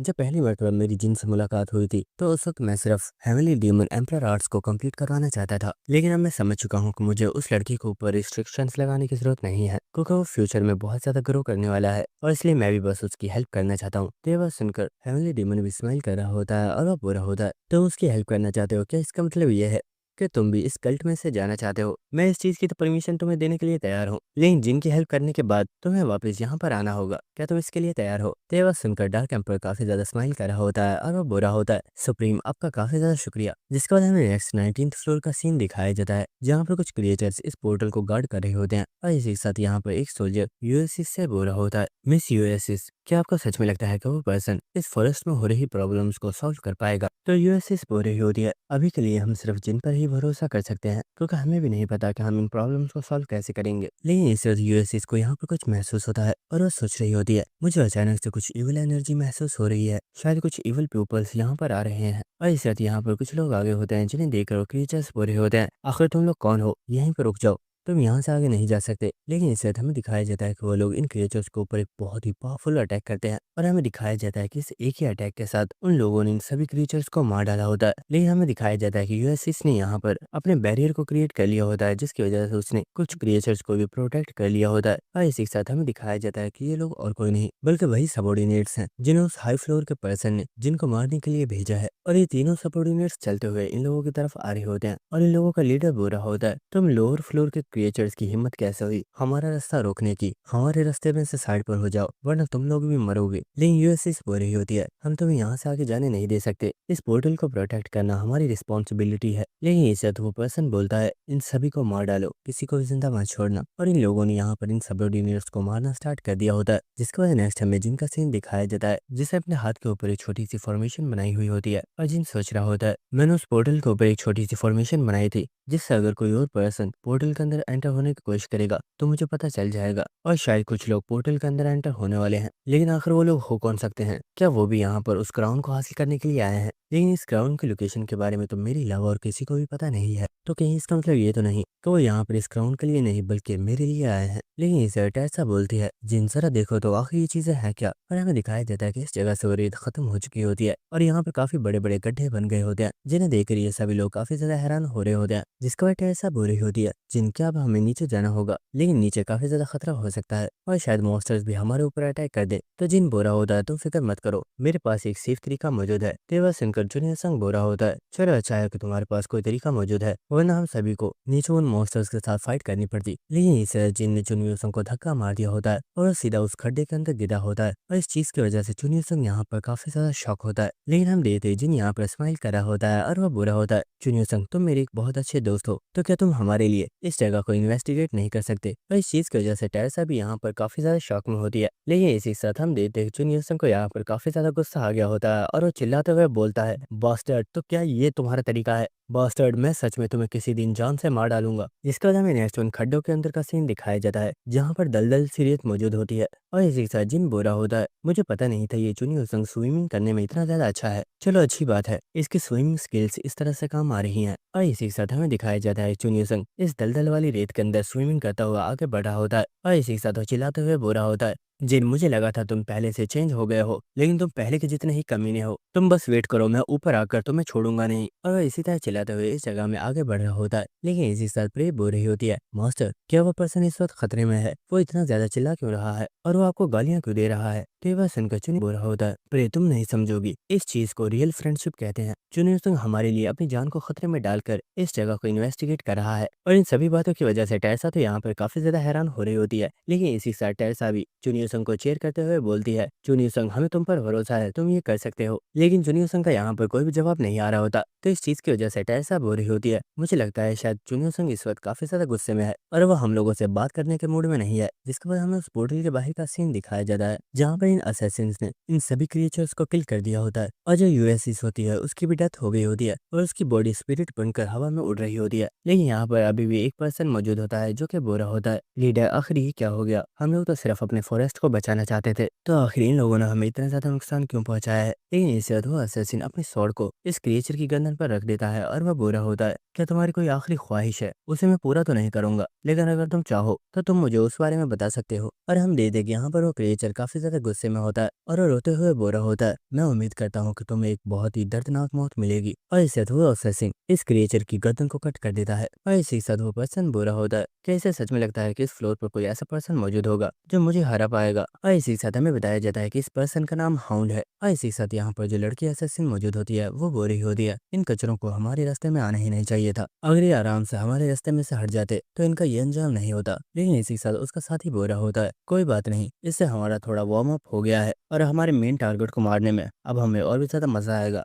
और इसी के साथ हमें बताया जाता है कि इस लड़की का नाम साली है और इस लड़की का नाम रॉक है और ये तीनों ही ओल्ड गार्ड ग्रुप के मेंबर हैं। जिसके बाद ये लोग चलते हुए उस पोर्टल की तरफ जा रहे होते हैं और हाउंड बुरा होता है, हमें भी अब इस पोर्टल के अंदर चलना चाहिए क्योंकि जिन इस पोर्टल के अंदर ही मौजूद है। और मास्टर ने कहा है कि जिनको उस क्राउन की लोकेशन के बारे में पता है और हो सकता है कि हमें वो क्राउन भी यहीं पर मिल जाए। तो चलो चलकर हमारे इस मिशन को कंप्लीट करते हैं और क्राउन को लेकर मास्टर के पास वापस चलते हैं। जिसके बाद ये तीनों भी इस पोर्टल के अंदर जा चुके होते हैं। लेकिन इसी के साथ हमें यूएसएस की बॉडी को दिखाया जाता है जिसकी बॉडी के पास एक छोटा सा पौधा उग गया होता है। जिसके बाद हमें नेक्स्ट दोबारा से चुनियोसन का सीन दिखाया जाता है जिसने अटैक करके रेत के अंदर एक काफी बड़ा होल कर दिया होता है और वो यहाँ पर एक और खड्डे के अंदर आ चुका होता है। लेकिन इसी के साथ हम देख जिन भी जंप करके इस खड्डे के अंदर आ गया होता है और वह बुरा होता है, शाबाश चुनियोसन, आज तुमने काफी अच्छा काम किया है, तुम बस ऐसे ही काम करते रहो, इस तरह से हमारी कंपनी बहुत ही ज्यादा तरक्की करेगी। और इसी के साथ हम दे प्रे और टैरसा दोनों ही स्लिप करते हुए इस खड्डे के अंदर आ चुके होते हैं। लेकिन इसी के साथ हमें दिखाया जाता है कि चुनियोसन को इस वक्त बहुत ही ज्यादा गुस्सा आ रहा होता है और वह बुरा होता है, जिन मुझे लगता है शायद तुम भूल रहे हो, मैंने तुमसे कहा था कि मैं तुमसे यहीं पर अपना हिसाब किताब कंप्लीट करूंगा, तो अब इसके लिए तैयार हो जाओ। लेकिन इसे टैरसा चुनियोसन को रोक देती है और वह बुरी होती है, चुनियोसन ये फाइट करने का वक्त नहीं है, प्लीज खामोश रहो, तुम्हारी आवाज की वजह से ये मॉन्स्टर्स हमारी तरफ अट्रैक्ट हो गए हैं। और हमें दिखाया जाता है कि यहाँ पर बहुत ही ज्यादा मकड़ियाँ मौजूद होती हैं जो कि साइज में काफी ज्यादा बड़ी होती हैं और वो सभी चलते हुए इन लोगों की तरफ ही आ रही होती हैं। लेकिन इसे जिन बोलता है, दोस्तों मुझे इन चींटियों की स्पीशीज के बारे में पता है, ये कभी भी ह्यूमंस के ऊपर पहले अटैक नहीं करती, तो इसलिए तुम इनके ऊपर अटैक मत करना, तो ये चूंटियां भी हमारे ऊपर अटैक नहीं करेंगी। और हम देते को चूंटियां सच में इन लोगों के ऊपर अटैक नहीं कर रही होती। लेकिन इसी के साथ जिन नोटिस करता है कि वो चूंटियां किसी चीज की वजह से इस वक्त घबराई हुई हैं। लेकिन इस वक्त प्रे बोलती है, मास्टर जरा वहां पर देखिए, शायद वहां पर कोई चीज मौजूद है जिसकी वजह से ये सभी चूंटियां डरी हुई हैं। और हमें दिखाया जाता है कि यहाँ पर कुछ क्रिस्टल्स मौजूद होते हैं और इन क्रिस्टल्स के अंदर वो क्राउन मौजूद होता है, जिसके वजह से सभी लोग इस क्राउन के पास आ चुके होते हैं। और चुनिया संग बोल रहा होता है, आखिर ये चीज है क्या जिसके लिए तुम हमें यहाँ पर लेकर आए हो? क्या इसे हासिल करने के बाद ये 19th फ्लोर क्लियर हो जाएगा? तो जिन बोलता है, नहीं, इस क्राउन का इस 19th फ्लोर से कोई भी लेना देना नहीं है। तो चुनिया संग बुरा होता है, तो आखिर इससे हो क्या इसे पहनने से तुम स्ट्रॉन्ग हो जाओगे? तो जिन बोलता है, हाँ तुम ऐसा समझ सकते हो। तो ये बस इनका चुनिया संग बुरा होता है, जिन आखिर तुम यहाँ पर पहेलियां क्यों बुझा रहे हो? तुम साफ साफ बताते क्यों नहीं आखिर ये चीज है क्या और तुम हम सभी को यहाँ पर क्यों लाए थे? और इस चीज की वजह से टैरसा भी काफी ज्यादा हैरान होती है। लेकिन इसी साथ जिन बोलता है, हम लोगों के सामने जो क्राउन मौजूद है इसे क्राउन ऑफ ट्रायनी कहते हैं। और अगर इस क्राउन के बारे में मैं तुम्हें साफ अल्फाज में बताऊं तो 50 फ्लोर को कंप्लीट करने के लिए हमारे पास इस क्राउन का होना बहुत ज्यादा जरूरी है। तेवस इनके जूनियर संग और टेसा दोनों ही काफी ज्यादा हैरान हो गए होते हैं और टेसा बोल रही होती है, जिन आखिर में क्या कह रहे हो, आखिरी क्राउन हमारी इस चीज में हेल्प कैसे कर सकता है। लेकिन इस जगह पर एक छोटा सा अर्थक्वेक आता है जिसकी वजह से सभी लोग काफी ज्यादा हैरान होते हैं और टेसा बोल रही होती है आखिर ये हो क्या रहा है और आखिर अचानक यहाँ पर ये अर्थक्वेक कैसे आ सकता है। लेकिन इससे प्रे बोलती है, मास्टर इस जगह पर कुछ लोग एंटर हो चुके हैं जो अपनी पावर को यूज करते हुए सभी चीजों को डिस्ट्रॉय करते हुए हम तक आ रहे हैं। और इस जगह हमें दिखाया जाता है कि इस जगह में ऊपर वाली एरिया पर एक काफी बड़ा धमाका होता है और इस चीज की वजह से यहाँ पर काफी ज्यादा धूल हो गई होती है। लेकिन इसी के साथ हमें दिखाया जाता है कि वो तीनों असैसिन्स इस जगह पर आ चुके होते हैं और इन असैसिन्स को देखकर जिन्हें इन्हें पहचान लिया होता है और वो सोच रहा होता है तो उस पर्सन ने यहाँ पर मुझे मारने के लिए इन लोगों को भेजा है। लेकिन ये तीनों ही कोई नॉर्मल असैसिन्स नहीं है बल्कि ये तीनों ही बहुत ज्यादा स्ट्रांग है। और इसी के साथ हमें यहाँ पर उन एंट्स को दिखाया जाता है जो यहाँ पर काफी ज्यादा गुस्से में आ चुकी होती हैं और वो इन लोगों के ऊपर अटैक करने के लिए रेडी होती हैं और वो यहाँ पर मौजूद सभी लोगों के ऊपर अटैक करने के लिए रेडी होती हैं। तो ये देखकर जिन बुरा होता है, मैं तो इस क्राउन को बस आराम से हासिल करना चाहता था, लेकिन इन लोगों के आने की वजह से ये एंड्स सब गुस्से में आ चुकी हैं और हमें इन्हें फिनिश करना ही होगा। प्रे जाओ और जाकर इन एंड्स को खत्म कर दो। तो ये बस इनका प्रे काफी ऊंची जंप लगाती है और इसी वो अपने वेपन्स को इन एंड्स की तरफ थ्रो करती है और हम देखते कि उसने एक ही साथ बहुत ही ज्यादा एंड्स को मार डाला होता है। और इसी के साथ हम देखते कि यहाँ पर काफी ज्यादा एंड्स उन असैसिन्स के ऊपर भी अटैक करने के लिए चली गई होती हैं। लेकिन इन्हें अपनी तरफ आता हुआ देखकर हाउंड बोल रहा होता है, क्या सच में मुझे इन कीड़े मकोड़ों से फाइट करनी होगी, इन सभी को खत्म करो। तो ये बस सुनकर उसके दोनों साथी फाइट करने के लिए रेडी हो चुके होते हैं और उन्होंने बहुत ही तेजी से इन सभी एंड्स को मारना स्टार्ट कर दिया होता है और वो बहुत ही स्पीड के साथ इन सभी एंड्स को मार रहे होते हैं और उन्होंने बहुत ही तेजी के साथ सभी एंड्स को मार डाला होता है। लेकिन इसे हम रॉक को देखते हैं जो कि 3 पावरफुल एरोज को एक्टिवेट करता है और वो इन एरोज को जिन के ऊपर थ्रो कर देता है और ये एरोज सीधे जाकर जिन को लगे होते हैं, जिसकी वजह से यहाँ पर एक काफी बड़ा धमाका होता है। लेकिन रॉक यहाँ पर काफी ज्यादा हैरान होता है क्योंकि हमें दिखाया जाता है किसी ने शील्ड के साथ इन अटैक्स को ब्लॉक कर लिया था और हमें दिखाया जाता है कि ये पर्सन कोई और नहीं बल्कि ये टेसा होती है जो इस वक्त अपनी वॉरियर फॉर्म में होती है, जिसके बाद टेसा जिन से बोलती है, जिन तुम इस पर्सन की फिक्र मत करना, ये अपने एरोज के साथ दोबारा तुम्हारे ऊपर अटैक नहीं कर पाएगा। तो बस इनका जिन यहाँ पर स्माइल करा होता है। लेकिन इस वक्त हमें दिखाया जाता है टेसा ने यहाँ पर अपनी ब्लैक डिवाइन पावर को एक्टिवेट कर दिया होता है और इसी के साथ हम देखते वो यहाँ पर अपनी ब्लैक फॉर्म में चेंज हो चुकी होती है और इसी के साथ टेसा बोल रही होती है, तुम्हारी इस अटैक को रोकने पर मुझे ये तो समझ आ गई है कि तुम लोग बहुत ही ज्यादा पावरफुल हो, तो चलो देखते हैं कि क्या हम लोअर फ्लोर के प्लेयर्स तुम्हारा सामना कर सकते हैं। और इसी वक्त हम देखते टेसा यहाँ पर अपनी पावर को एक्टिवेट कर दिया है और वो बहुत ही तेज रफ्तार के साथ इन लोगों के ऊपर अटैक करने के लिए जा रही होती है और इस वक्त उसने अपनी स्वॉर्ड के साथ इन लोगों के लीडर के ऊपर एक काफी पावरफुल अटैक किया होता है। लेकिन इस वक्त टेसा काफी ज्यादा हैरान हो गई होती है और हमें दिखाया जाता है कि इस अटैक को रॉक ने आकर रोक लिया होता है और वो बोला होता है, तुमने अभी कहा कि तुम्हारा टारगेट मैं हूँ, लेकिन तुमने फौरन हमारे लीडर के ऊपर अटैक कर दिया, क्या तुम्हें सच में लगता है कि तुम उन्हें हरा पाओगी? लेकिन मैं तुम्हें बता दूं कि तुम इतनी स्ट्रांग नहीं हो कि तुम उनसे फाइट कर पाओ, इसलिए अब से तुम्हारा ओपोनेंट सिर्फ मैं हूँ। और हम देखते कि इन दोनों ने बहुत तेजी से यहाँ पर फाइट करना स्टार्ट कर दी होती है और ये लोग फाइट करते हुए इस जगह से काफी ज्यादा दूर जा रहे होते हैं, जिसके बाद जिंग प्रेस से बोलता है, प्रे वो असैसिन काफी ज्यादा पावरफुल है, इससे जाओ और टेसा की हेल्प करो, इन लोगों को हम संभाल लेंगे। तो प्रे यहाँ पर अपनी पावर को यूज करके तेजी से टेसा के पास जा रही होती है, जिसके बाद जिन चुनियोसंग से बोलता है, चुनियोसंग तो क्या ख्याल है, तुम अपने ओपोनेंट से फाइट करने के लिए तैयार हो? तो चुनियोसंग बोल रहा होता है, मुझे इस चीज में कोई भी इंटरेस्ट नहीं है, ये सब यहाँ पर तुम्हारे लिए आए हैं तो तुम ही इन्हें संभालो। तेवा सिंह जिन बोल रहा होता है, वैसे अगर मैं तुम्हें एक चीज बताऊं, इन लोगों को यहाँ पर एंशिएंट क्रीचर की तरफ से भेजा गया है और अगर तुम इन तीनों में से एक पर्सन को भी हरा देते हो तो इसका मतलब यह है अर्थ पर मेरे बाद सबसे स्ट्रॉन्गेस्ट पर्सन सिर्फ तुम हो। तेवा सिंह का चुनियोसंग काफी ज्यादा हैरान होता है और वो सोच रहा होता है, क्या इस बंदे को ये लगता है कि ये अर्थ का सबसे स्ट्रॉन्गेस्ट हंटर है? और इसी वक्त हम देखते कि वो भी यहाँ पर काफी ज्यादा जोश में आ गया होता है और वो बोल रहा होता है, क्या तुम्हें सच में लगता है कि मैं यहाँ पर एक पर्सन को भी नहीं हरा सकता? बस तुम देखते जाओ मैं इस पर्सन को कितनी तेजी से हराता हूँ और मैं तुम्हें ये दिखा दूंगा कि मैं तुम्हारे बाद नहीं बल्कि मैं तुम्हारे जितना ही पावरफुल हूँ। तो ये देखकर चिन सोच रहा होता है, इस पर्सन को मोटिवेट करना काफी ज्यादा आसान है, बस मुझे इसे सिर्फ ये समझाना होता है कि ये मुझसे कमजोर है, तो ये खुद ब खुद मोटिवेट हो जाता है। और इसे चुनियो सिंह यहाँ पे चिल्लाते हुए बोलता है, ओए लड़की, अब से तुम मेरी ओपोनेंट हो, तो मरने के लिए तैयार हो जाओ। और इसे चुनियो सिंह ने यहाँ पर अपनी स्किल बैटलफील्ड सिलेक्शन को एक्टिवेट कर दिया होता है और इस चीज की वजह से वो लड़की भी काफी ज्यादा हैरान होती है। लेकिन हम देखते हैं कि चुनियो सिंह और वो लड़की दोनों ही इस जगह से टेलीपोर्ट हो जाते हैं, जिसके बाद हम हाउंड को देखते हैं जो कि फाइट करने के लिए रेडी हो गया होता है और वो बुरा होता है, तुम्हारे और मेरे हम दोनों के सबऑर्डिनेट्स यहाँ से जा चुके हैं, तो शायद अब वक्त आ चुका है कि हम अपनी फाइट को स्टार्ट करें, तो क्या तुम इसके लिए तैयार हो? तेवा सिंह जिन स्माइल कर रहा होता है और उसने भी यहाँ पर अपने डैगर को निकाल लिया होता है और वह बुरा होता है, मैं तो हमेशा से ही तैयार हूँ, चलो आ जाओ हमारी फाइट को स्टार्ट करते हैं। और इसी के साथ जिन ने यहाँ पर अपनी स्किल आई ऑफ ग्लटनी को एक्टिवेट कर दिया होता है, जिसके बाद हमें हाउंड की बैक स्टोरी बताई जाती है कि हाउंड एक नोबल फैमिली का एल्डेस्ट सन था, लेकिन उसकी फैमिली को एक दूसरी फैमिली ने डिस्ट्रॉय कर दिया था। लेकिन क्योंकि हाउंड काफी ज्यादा पावरफुल था, तो उसने अपनी फैमिली का बदला लिया और उसने उस फैमिली के सभी मेंबर्स को मार डाला। लेकिन इस सब के दौरान में हाउंड की मुलाकात नेरलाथॉफ से हुई थी, जिसका ताल्लुक हायर फ्लोर से है। और वो पर्सन काफी ज्यादा पावरफुल था और उस पर्सन ने हाउंड को अपना सर्वेंट बनने की ऑफर दी, तो हाउंड ने भी इस ऑफर को एक्सेप्ट कर लिया और तभी से वो नेरलाथॉफ के लिए सभी काम करता है। और इसी के साथ हमें प्रेजेंट सीन दिखाया जाता है, जहाँ पर हम देखते हैं कि बहुत ही ज्यादा एंट्स एक साथ हाउंड के ऊपर अटैक करती है, लेकिन हाउंड बहुत आसानी से इन सभी एंट्स को मार डालता है। और इसी के साथ जिन यहाँ पर हाउंड की स्टेटस विंडो को देख रहा होता है, जिससे उसे पता चलता है कि हाउंड का लेवल 315 है, जो कि बहुत ही ज्यादा हाई है और उसकी सभी स्टैट्स काफी ज्यादा पावरफुल है। और जिनको कॉपी कंडीशन बताई जाती है कि उसे अपने किसी पावरफुल आर्टिफैक्ट को सेक्रीफाइस करना होगा, तभी वो इस पर्सन की स्किल को कॉपी कर पाएगा। तो इस चीज की वजह से जिन काफी ज्यादा हैरान होता है और वो सोच रहा होता है ऐसा फर्स्ट टाइम हुआ है जब मुझे यहाँ पर किसी वेपन को सेक्रीफाइस करने के लिए कहा गया है। और इसी के साथ जिन सोच रहा होता है मुझे पहली बार में ही किसी अच्छे आर्टिफैक्ट को सेक्रीफाइस करना होगा, वरना ये भी हो सकता है कि मैं यहाँ पर काफी ज्यादा आर्टिफैक्ट्स को वेस्ट कर दूं। लेकिन इसी के साथ हाउंड देखता है यहाँ पर जितनी भी एंड्स होती हैं वो सभी दोबारा से रिवाइव हो चुकी होती हैं। तो ये देखकर हाउंड बोरा होता है,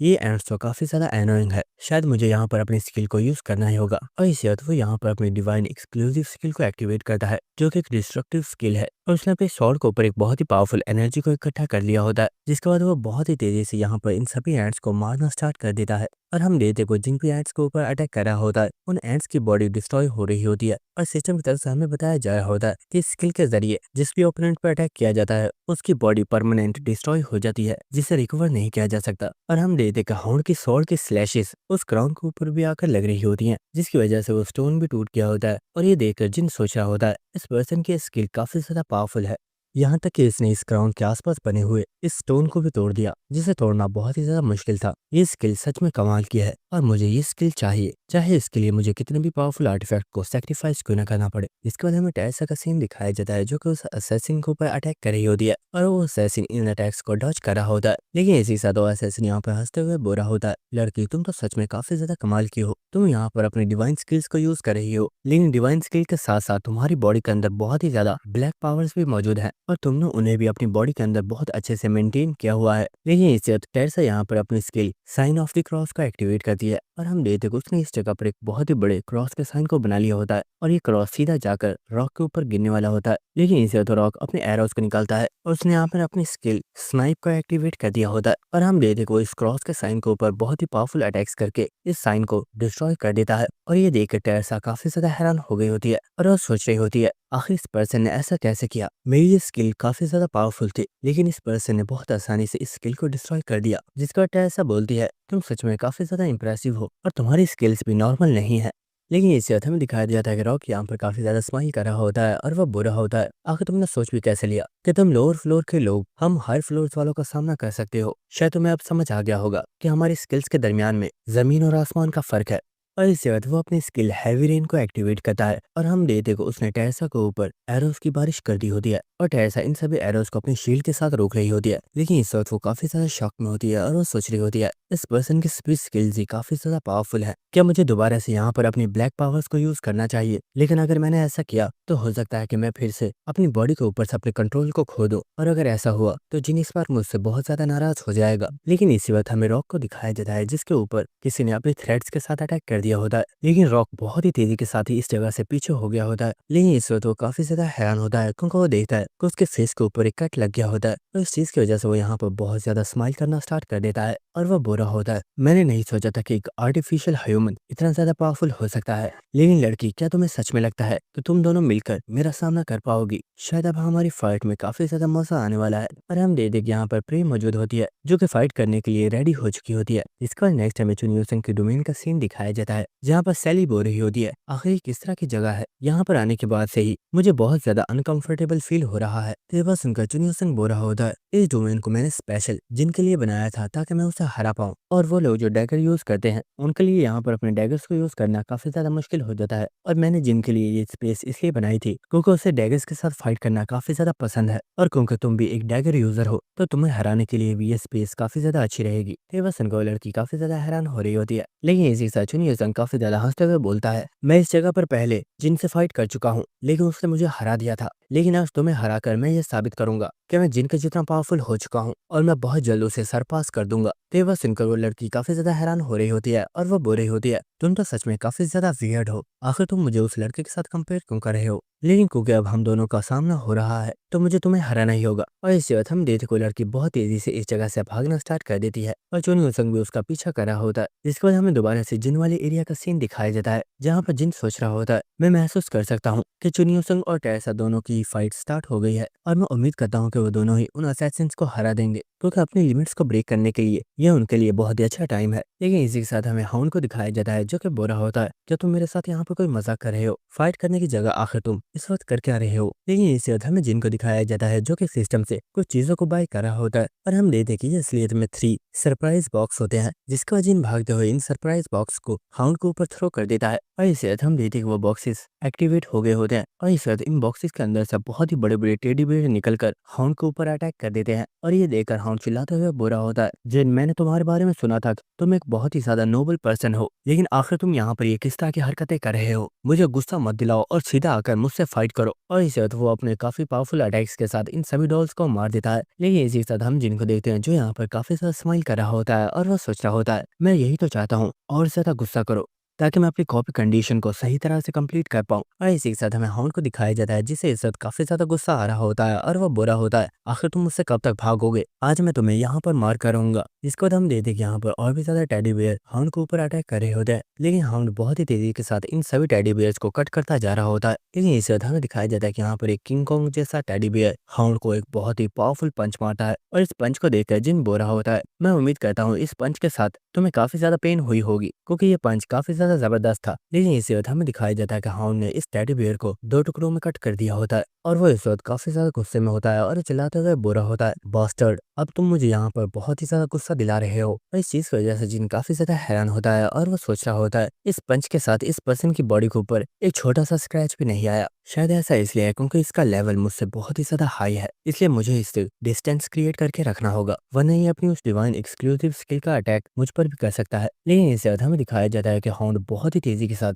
जिनके सामने आ चुका होता है और वो अपनी उस डिवाइन एक्सक्लूसिव स्किल का अटैक जिनके ऊपर कर देता है। लेकिन इससे हमें दिखाया जाता है कि जिन ने अपने डैगर के साथ इस अटैक को ब्लॉक कर लिया होता है और इसी के साथ उसने यहाँ पर अपने स्किल जांट क्लच को एक्टिवेट कर दिया होता है, जिसकी वजह से जिन की स्ट्रेंथ काफी ज्यादा बढ़ गई होती है और वो यहाँ पर अपनी पावर को इंक्रीज करता है। लेकिन उसके डैगर के अंदर काफी ज्यादा क्रैक्स आ गए होते हैं और इसी वक्त हमें दिखाया जाता है कि हाउंड के इस पावरफुल अटैक की वजह से जिनका वो डैगर डिस्ट्रॉय हो जाता है और जिन भी इस अटैक की वजह से काफी ज्यादा दूर हो चुका होता है। और इसी साथ सिस्टम की तरफ से जिनको बताया जाता है, आपने यहाँ पर जिस आइटम को सेक्रीफाइस किया है उसकी वैल्यू बहुत ही ज्यादा कम है और आप यहाँ पर इस कॉपी कंडीशन को कंप्लीट नहीं कर पाए हैं। अगर आपको इस कॉपी कंडीशन को कंप्लीट करना है तो आपको यहाँ पर किसी हाई रैंक के आइटम को सेक्रीफाइस करना होगा। और ये देखकर जिन सोच रहा होता है, ये मेरा वो डैगर था जिसे मैं स्टार्टिंग से यूज कर रहा हूँ और ये मुझे काफी ज्यादा पसंद भी था, लेकिन क्या सच में ये भी इनफ नहीं था? और इसी के साथ जिन हाउंड को देखते हुए सोच रहा होता है, हाउंड का लेवल मुझसे काफी ज्यादा हाई है, लेकिन अगर मैं चाहूँ तो मैं फिर भी अपनी पूरी स्ट्रेंथ का यूज करके हाउंड को हरा सकता हूँ और मैं बहुत आसानी से इसे किल भी कर सकता हूँ। लेकिन अगर मैंने इसे किल कर दिया तो मुझे फिर वो स्किल नहीं मिलेगी और उस स्किल को कॉपी करने के लिए मुझे इसे कुछ और देर तक बर्दाश्त करना होगा। ये चीज सच में काफी ज्यादा एनोइंग है। जिसके बाद हमें नेक्स्ट सीन दिखाया जाता है जहाँ पर हम देखते हैं कि टेरेसा की शील्ड 2 टुकड़ों में टूट गई होती है और इससे हम रॉक को देखते हैं जो अपने पावरफुल एरोस को शूट करता है और ये एरोस सीधा टेरेसा की तरफ जा रहे होते हैं। लेकिन इसे टेरेसा बहुत ही आसानी के साथ इन अटैक्स को डॉज कर देती है। लेकिन इसे रॉक अपनी स्किल सिंबल ऑफ टारगेट को एक्टिवेट करता है और हम देखते वो एरोस जिन्हें टेरेसा ने डॉज कर दिया था वो दोबारा से मुड़कर टेरेसा के ऊपर अटैक करने के लिए जा रहे होते हैं और हम देखते कि ये अटैक सीधा आकर टेरेसा को लग जाते हैं, जिसकी वजह से यहाँ पर एक काफी बड़ा धमाका हुआ होता है। लेकिन रॉक यहाँ पर कुछ देखकर काफी ज्यादा हैरान होता है और वो यहाँ पर स्माइल कर रहा होता है और हमें दिखाया जाता है कि टेरेसा यहाँ पर बिल्कुल सही सलामत खड़ी होती है और उसे इन एरोस के साथ ज्यादा फर्क नहीं पड़ा होता। और ये देखकर रॉक बोल रहा होता है, तुम एक ऐसी पहली पर्सन हो जिसने मेरे इन एरोस को डायरेक्ट फेस किया है, लेकिन फिर भी तुम सही सलामत खड़ी हो। लेकिन इसी वक्त हमें दिखाया जाता है कि प्रे बहुत ही तेजी के साथ रॉक के पीछे आ चुकी होती है और वो अपने डैगर्स के साथ इस पर्सन के ऊपर अटैक कर देती है। लेकिन रॉक बहुत तेजी से इस जगह से गायब हो जाता है और वो बहुत तेजी से प्रे के पीछे आ चुका होता है और इसी के साथ रॉक बोल रहा होता है, लड़की तुम्हारी स्पीड बहुत ही ज्यादा फास्ट है लेकिन तुम मुझसे ज्यादा फास्ट नहीं हो। और वो प्रे को एक बहुत ही जोरदार किक मारकर उसे काफी ज्यादा दूर फेंक देता है,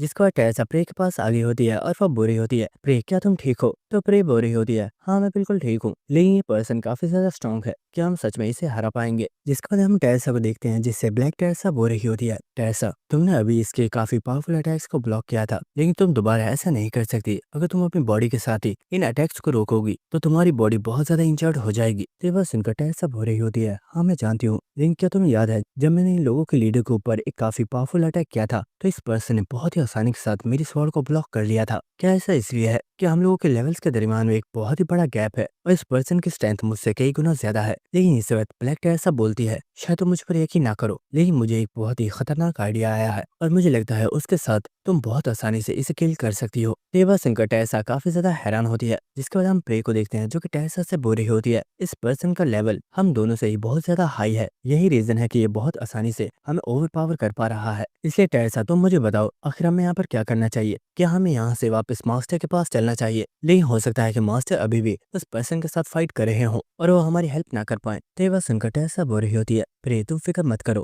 क्या तुम जानती हो मैं इतने टाइम से जिनके साथ हूँ और मैंने इस टाइम में बहुत ज्यादा चीजें सीखी हैं और उनमें से एक चीज ये है, हालात चाहे कितने भी ज्यादा मुश्किल क्यों ना हो, लेकिन कभी भी गिव अप मत करो। और इसी के साथ हमें एक प्रीवियस मेमोरी दिखाई जाती है जहाँ पर जिन बुरा होता है। तुम मुझसे ये जानना चाहती हो कि आखिर मैं मुश्किल हालात में भी गिव अप क्यों नहीं करता हूँ? तो ऐसा अगर सच बताऊं तो गिव अप करना कोई सोल्यूशन नहीं है। हमारी मुश्किलों का सामना अगर कोई पर्सन कर सकता है तो वो सिर्फ हम हैं, इसलिए हमें कभी भी हार नहीं माननी चाहिए, बल्कि ऐसे सॉल्यूशंस के बारे में सोचना चाहिए जिससे हम उस प्रॉब्लम को खत्म कर पाएं। और हम प्रेजेंट सीन देखते हैं जहाँ पर टेरेसा बोल रही होती है, प्रे मुझे लगता है जिनकी तरह मुझे भी एक सोल्यूशन मिल गया है और मुझे लगता है कि हम लोग इस पर्सन को हराने के लिए काफी हैं, तो क्या इस चीज में तुम मेरा साथ दोगी? और हम देखते हैं टेरेसा चलते हुए सीधी इस असैसिन की तरफ ही जा रही होती है, लेकिन इस वो असैसिन यहाँ पर अपने पावरफुल एरोस को एक्टिवेट करता है, जिन्हें वो सीधा टेरेसा के ऊपर शूट कर देता है और ये अटैक सीधे टेरेसा की तरफ जा रहे होते हैं। लेकिन इस रॉक और प्रे दोनों ही काफी ज्यादा हैरान हो गए होते हैं और हमें दिखाया जाता है कि अटैक सीधे आकर टेरेसा को लगे होते हैं, लेकिन टेरेसा ने इन अटैक्स को ब्लॉक या फिर डॉच नहीं किया होता। और ये देखकर रॉक हंसते हुए बोल रहा होता है, लड़की ये क्या, कहीं ऐसा तो नहीं कि तुमने गिव अप कर दिया है और तुमने अपनी डेथ को एक्सेप्ट कर लिया है? अगर ऐसा है तो ठीक है, तुम्हें किल करने में मुझे कोई भी प्रॉब्लम नहीं है। और इस बात वो एक बार फिर से अपनी स्किल हैवी रेन को एक्टिवेट करता है और उसने बहुत ही ज्यादा एरोस के साथ टेरेसा के ऊपर अटैक कर दिया होता है और हमें दिखाया जाता है कि सभी अटैक्स सीधे आकर टेरेसा की बॉडी के साथ टकरा रहे होते हैं। लेकिन इस टेरेसा अपनी पूरी स्ट्रेंथ के साथ इन एरोस को डिस्ट्रॉय करते हुए इस असैसिन की तरफ बढ़ रही होती है। और इस चीज की वजह से रॉक यहाँ पर काफी ज्यादा शॉक हो चुका होता है और वो बोल रहा होता है, क्या ये लड़की पागल है? लेकिन इस वक्त हमें दिखाया जाता है कि टेरेसा रॉक के काफी ज्यादा करीब आ चुकी होती है और इस वक्त वो रॉक के दोनों हाथों को पकड़ लेती है और इस चीज की वजह से रॉक यहाँ पर काफी ज्यादा शॉक होता है और वो चिल्लाते हुए बुरा होता है, पागल लड़की आखिर ये तुम क्या कर रही हो, मेरे हाथों को छोड़ो। और इस वक्त वो टेरेसा के पेट में एक बहुत जोरदार किक मारता है और हम देखते हैं टेरेसा यहाँ पर बहुत ही ज्यादा इंजर्ड हो चुकी होती है। लेकिन इसी के साथ वो बुरी होती है, अभी तुमने कहा था कि मैंने गिव अप कर दिया है, लेकिन सच तो ये है कि मैंने आज तक कभी भी गिव अप नहीं किया और ना मैं अब कभी गिव अप करने वाली हूँ। और इस चीज की वजह से वो पर्सन काफी ज्यादा हैरान होता है और वो सोच रहा होता है, ये लड़की तो पागल है, क्या ये मुझे हराने के लिए इस हद तक भी जा सकती है? और इसे हमें दिखाया जाता है कि प्रे ने यहाँ पर अपनी पावरफुल स्किल पपेटियर को एक्टिवेट कर दिया होता है और वो अपने थ्रेड्स के साथ एक बहुत ही पावरफुल स्पेयर को क्रिएट कर लेती है। और इसी के साथ प्रे बोलती है, टेरेसा अब मुझे समझ आ चुकी है कि तुमने मुझसे हेल्प क्यों मांगी थी, मुझे तुम्हारी डिटर्मिनेशन समझ आ चुकी है, तुम्हें किसी भी कीमत पर इस पर्सन को हराना है और इस चीज में मैं तुम्हारी हेल्प जरूर करूंगी। और इसके बाद हम देखते हैं कि प्रे बहुत ही तेजी के साथ टेरेसा और उस असैसिन के ऊपर अटैक करने के लिए बढ़ गई होती है और वो यहाँ पर अपनी पूरी स्ट्रेंथ के साथ अपने स्पेयर को थ्रो करती है और हम देखते हैं कि ये स्पेयर टेरेसा और उस असैसिन दोनों की बॉडीज के आर पार हो गया होता है। और हम देखते हैं कि इस पावरफुल अटैक की वजह से रॉक की यहीं पर डेथ हो गई होती है और वह जमीन पर गिर जाता है। लेकिन इसी साथ हमें टेरेसा को दिखाया जाता है जो अभी भी जिंदा होती है, लेकिन वो इस वक्त बहुत ही ज्यादा इंजर्ड होती है और उसकी डिवाइन स्किल भी डीएक्टिवेट हो चुकी होती है, जिसके बाद टेरेसा भी जमीन पर गिर जाती है और इस चीज की वजह से प्रे काफी ज्यादा हैरान होती है। जिसके बाद हम देखते हैं कि टेरेसा अपनी आखिरी सांसें ले रही होती है और प्रे उसके पास ही बैठी हुई होती है और वो बोल रही होती है, टेरेसा मुझे माफ करना, मुझे नहीं पता आखिर इस सिचुएशन पर मुझे तुम्हारे लिए किस तरह फील करना चाहिए, क्योंकि मैं एक आर्टिफिशियल ह्यूमन हूँ, इसलिए अपने सामने एक पर्सन को मरता हुआ देखकर भी मुझे कुछ भी फील नहीं हो रहा, इसलिए प्लीज मुझे माफ कर देना। लेकिन इस वक्त प्रे कुछ देखकर काफी ज्यादा हैरान हो रही होती है और हमें दिखाया जाता है कि टेरेसा की बॉडी के अंदर से बहुत ही पावरफुल डिवाइन पावर निकल रही होती है और ये देखकर प्रे काफी ज्यादा हैरान हो रही होती है। लेकिन इसी के साथ हमें दिखाया जाता है कि टेरेसा की बॉडी दोबारा से हील हो रही होती है और वह बोल रही होती है, प्रे तुम्हें परेशान होने की जरूरत नहीं है, मैं बिल्कुल ठीक हूँ। और हमें दिखाया जाता है कि यहाँ पर टेरेसा की skill blessing of the star activate हो चुकी होती है, जिसकी वजह से टेरेसा एक बार फिर से रिवाइव हो चुकी होती है और इस चीज की वजह से प्रे यहाँ पर काफी ज्यादा हैरान होती है। लेकिन इसी साथ टेरेसा हंसते हुए बोलती है, तुम्हें परेशान होने की जरूरत नहीं है, मैं इतनी आसानी से मरने वालों में से नहीं हूँ। और हमें कुछ देर बाद का सीन दिखाया जाता है जहाँ पर टेरेसा अपने हीलिंग स्किल्स को एक्टिवेट करके अपनी पूरी बॉडी को हील कर रही होती है और इसी के साथ प्रे बोल रही होती है, टेरेसा तुमने मुझे बहुत ही ज्यादा इंप्रेस किया है, मुझे नहीं पता था कि तुम अपने आप को दोबारा से रिवाइव भी कर सकती हो, लेकिन टेरेसा तुम सच में एक बहुत ही कमाल की फाइटर हो। मैंने हम दोनों और उस पर्सन की स्ट्रेंथ को कंपेयर किया था और हम लोग उस पर्सन को कैसे भी नहीं हरा सकते थे, लेकिन तुम्हारा आइडिया बहुत ही ज्यादा अच्छा था और हमने बहुत आसानी से उस पर्सन को हरा दिया। तुम सच में बहुत ज्यादा स्मार्ट हो। और ये बात सुनकर टेरेसा यहाँ पर स्माइल कर रही होती है, लेकिन इसी वक्त प्रे बोलती है, टेरेसा तुम्हारा ये आइडिया काफी ज्यादा अच्छा है, मुझे लगता है हमें इस आइडिया को अपनी रेगुलर फाइट्स में यूज करना चाहिए, क्योंकि हम अपने टीममेट को कभी भी स्टैप करके अपने ओपोनेंट को बहुत आराम से हरा सकते हैं। और ये बात सुनकर टेरेसा काफी ज्यादा शॉक हो गई होती है और वो बुरी होती है, प्रे आखिर तुम क्या कह रहे हो, दूसरे लोग मेरी तरह से रिवाइव नहीं हो सकते, प्लीज इस टेक्निक को दोबारा कभी यूज मत करना। जिसके बाद टेरेसा बोल रही होती है, मुझे लगता है अब शायद हमें यहाँ से वापस चलना चाहिए, लेकिन इसी साथ टेरेसा सोच रही होती है, मुझे जिन की ज्यादा परवाह तो नहीं है, क्योंकि मुझे उसके ऊपर भरोसा है, वो कैसे भी अपने ओपोनेंट को हरा सकता है, लेकिन क्या चुनियो संग अभी ठीक होगा, क्योंकि हो सकता है मेरी तरह वो भी इस वक्त अपने ओपोनेंट के सामने स्ट्रगल कर रहा हो। जिसके बाद हमें नेक्स्ट सैली का सीन दिखाया जाता है, जिसे अचानक से कोई एनर्जी महसूस हुई होती है और वो काफी ज्यादा हैरान होती है और वो सोच रही होती है, वट, क्या इन्होंने मेरे साथी रॉक को मार डाला है, आखिर ऐसे कैसे पॉसिबल है, क्या वो लड़की सच में इतनी ज्यादा पावरफुल थी। लेकिन इसे चुनियो संग बुरा होता है, आखिर तुम्हारा ध्यान कहाँ पर है, मैं अभी भी जिंदा हूँ, क्या तुम मुझे यहाँ पर इग्नोर कर रही हो। और हम देखते चुनियो संग इस वक्त काफी ज्यादा थका हुआ होता है और वो बुरा होता है, मैं अभी भी तुमसे फाइट कर सकता हूँ और जब तक तुम मुझे किल नहीं कर देती तुम यहाँ से नहीं जा सकती। तो ये देखकर वो लड़की काफी ज्यादा हैरान होती है और वो बोलती है, तुमने बताया कि तुम्हारा नाम चुनियो संग है, मैं मानती हूँ तुम सच में काफी ज्यादा स्किल्ड हो, लेकिन अब बस बहुत हुआ, वक्त हो चुका है कि सबको खत्म किया जाए। और इसके बाद वो यहाँ पर अपने divine exclusive skill shadow clones को एक्टिवेट करती है और हम देखते हैं कि उसकी बॉडी में से बहुत ही ज्यादा शैडो निकलकर बाहर आ चुकी होती हैं, जो कि देखने में काफी ज्यादा पावरफुल लग रही होती हैं। और इसके बाद वो सभी शैडोज एक साथ चुनियो संग के ऊपर अटैक करने के लिए बढ़ जाती हैं। तो चुनियो संग भी यहाँ पर अपनी स्किल साउल चेजिंग स्वॉर्ड को एक्टिवेट करता है और वो भी बहुत तेजी से इन लोगों के ऊपर अटैक करना स्टार्ट कर देता है और वो इन सभी शैडोज के साथ एक साथ फाइट कर रहा होता है। लेकिन इतनी ज्यादा शैडोज की वजह से चुनियो संग यहाँ पर काफी ज्यादा इंजर्ड होना स्टार्ट हो चुका होता है और इस साथ वो लड़की चुनियो संग को एक बहुत ही पावरफुल किक मारती है और उसने चुनियो संग को काफी ज्यादा दूर फेंक दिया होता है, जिसके बाद उस लड़की ने अपने स्किल को डीएक्टिवेट कर दिया होता है। लेकिन इसी के साथ वो लड़की सोच रही होती है, आखिर ये लड़का किस मिट्टी से बना है, ये हार क्यों नहीं मानता। और हम देखते हैं कि चुनियो संग दोबारा से खड़ा हो चुका होता है और उसकी बॉडी में से इस वक्त काफी पावरफुल ऑरा निकल रहा होता है और वो एक बार दोबारा से फाइट करने के लिए रेडी होता है। लेकिन इस वक्त उसे सिस्टम की तरफ से बताया जाता है कि आपकी बैटल फील्ड के अंदर कोई पर्सन एंटर होने की कोशिश कर रहा है और इस चीज की वजह से चुनियो संग काफी ज्यादा हैरान होता है और इसी के साथ वो बोलता है, वट, आखिर तुम यहाँ पर कैसे आ गई हो। और हमें दिखाया जाता है कि ये पर्सन कोई और नहीं बल्कि एलाइज होती है, जो कि इस बैटलफील्ड सिलेक्शन के अंदर आ चुकी होती है, जिसके बाद एलाइज जंप करके फ्लोर पर आ चुकी होती है और चुनियो संग बुरा होता है, एलाइज आखिर तुम यहाँ पर क्यों आई हो, मैं इस पर्सन को अकेला संभाल लूंगा। तो एलाइज बोल रही होती है, जिन ने बोला है कि उसे लगता है तुम अकेले इस पर्सन को नहीं संभाल पाओगे और उसने कहा कि शायद उससे गलती हो गई है, तुम अभी बहुत ज्यादा वीक हो और उसे तुम्हें अकेले इस पर्सन से फाइट करने के लिए नहीं भेजना चाहिए था। और ये बात सुनकर चुनियो संग यहाँ पर काफी ज्यादा शॉक हो चुका होता है। लेकिन इस वक्त हम उस असैसिन को देखते हैं जो कि सोच रही होती है, आखिर ये लोग यहाँ पर फाइट के दरमियान में किस बारे में बात कर रहे हैं, क्या ये लोग यहाँ पर मुझे टोटली इग्नोर कर रहे हैं, लेकिन मुझे इस लड़की की बॉडी में से काफी पावरफुल ऑरा महसूस हो रहा है, आखिर ये है कौन। लेकिन इस वक्त उस असैसिन को कुछ महसूस होता है और वो देखती है कि चुनियो सिंह की बॉडी में से इस वक्त बहुत ही पावरफुल मर्डरस ऑरा निकल रहा होता है, जिसकी वजह से वो काफी ज्यादा हैरान होती है और वो सोच रही होती है, आखिर अचानक से इस लड़के को क्या हो गया है और इसका ये किलिंग इंटेंट इतना ज्यादा कैसे बढ़ गया है। और इसे चुनियो सिंह एलाइज से बोलता है, एलाइज क्या तुम उसे एक प्रॉमिस कर सकती हो। तो एलाइज बोलती है, क्या, आखिर कैसे प्रॉमिस। तो चुनियो सिंह बोलता है, मैं चाहता हूँ तुम यहाँ पर होने वाली फाइट के बारे में जिनको कुछ भी मत बताना, और हाँ मैं ये भी चाहता हूँ कि प्लीज तुम हमारी फाइट के दरमियान में बिल्कुल भी इंटरफेयर मत करना। तो इस चीज की वजह से एलाइज काफी ज्यादा हैरान होती है। लेकिन इसी साथ चुनियो सिंह बोल रहा होता है, मैंने इस टेक्निक को कुछ टाइम पहले ही क्रिएट किया था और मैं चाहता था कि जब मेरी जिन से फाइट होगी तब मैं अपनी इस टेक्निक का यूज करूंगा, लेकिन शायद अब वक्त आ चुका है कि मुझे अपनी इस टेक्निक का यूज करना होगा। और इस चुनियो सिंह यहाँ पर अपनी स्किल डिवाइन एक्सक्लूसिव स्किल को एक्टिवेट करता है और हम देखते हैं कि यहाँ पर एक कंप्लीट फ्लोर चेंज होना स्टार्ट हो चुका होता है। और इसके साथ एलाइज भी यहाँ पर काफी ज्यादा हैरान हो चुकी होती है। और इसी के साथ हमें प्रियो सीन दिखाया जाता है जहाँ पर जिन एलाइज से बोल रहा होता है, एलाइज मैं चाहता हूँ कि तुम चुनियो सिंह के पास जाओ, मुझे टेरेसा के ऊपर भरोसा है और वैसे भी मैंने प्रे को उसकी हेल्प करने के लिए भेज दिया है, तो वो लोग आसानी से उस असैसिन को हरा देंगे। लेकिन चुनियो सिंह को थोड़ी हेल्प की जरूरत पड़ सकती है, लेकिन हाँ तुम्हें वहाँ पर उसकी कोई हेल्प नहीं करनी है बल्कि तुम्हें उससे कुछ वर्ड्स बोलने हैं। और इसी के साथ हमें प्रेजेंट सीन दिखाया जाता है जहाँ पर टेरेसा इस वक्त काफी ज्यादा हैरान होती है और वह सोच रही होती है, जिन तुम सच में जानते हो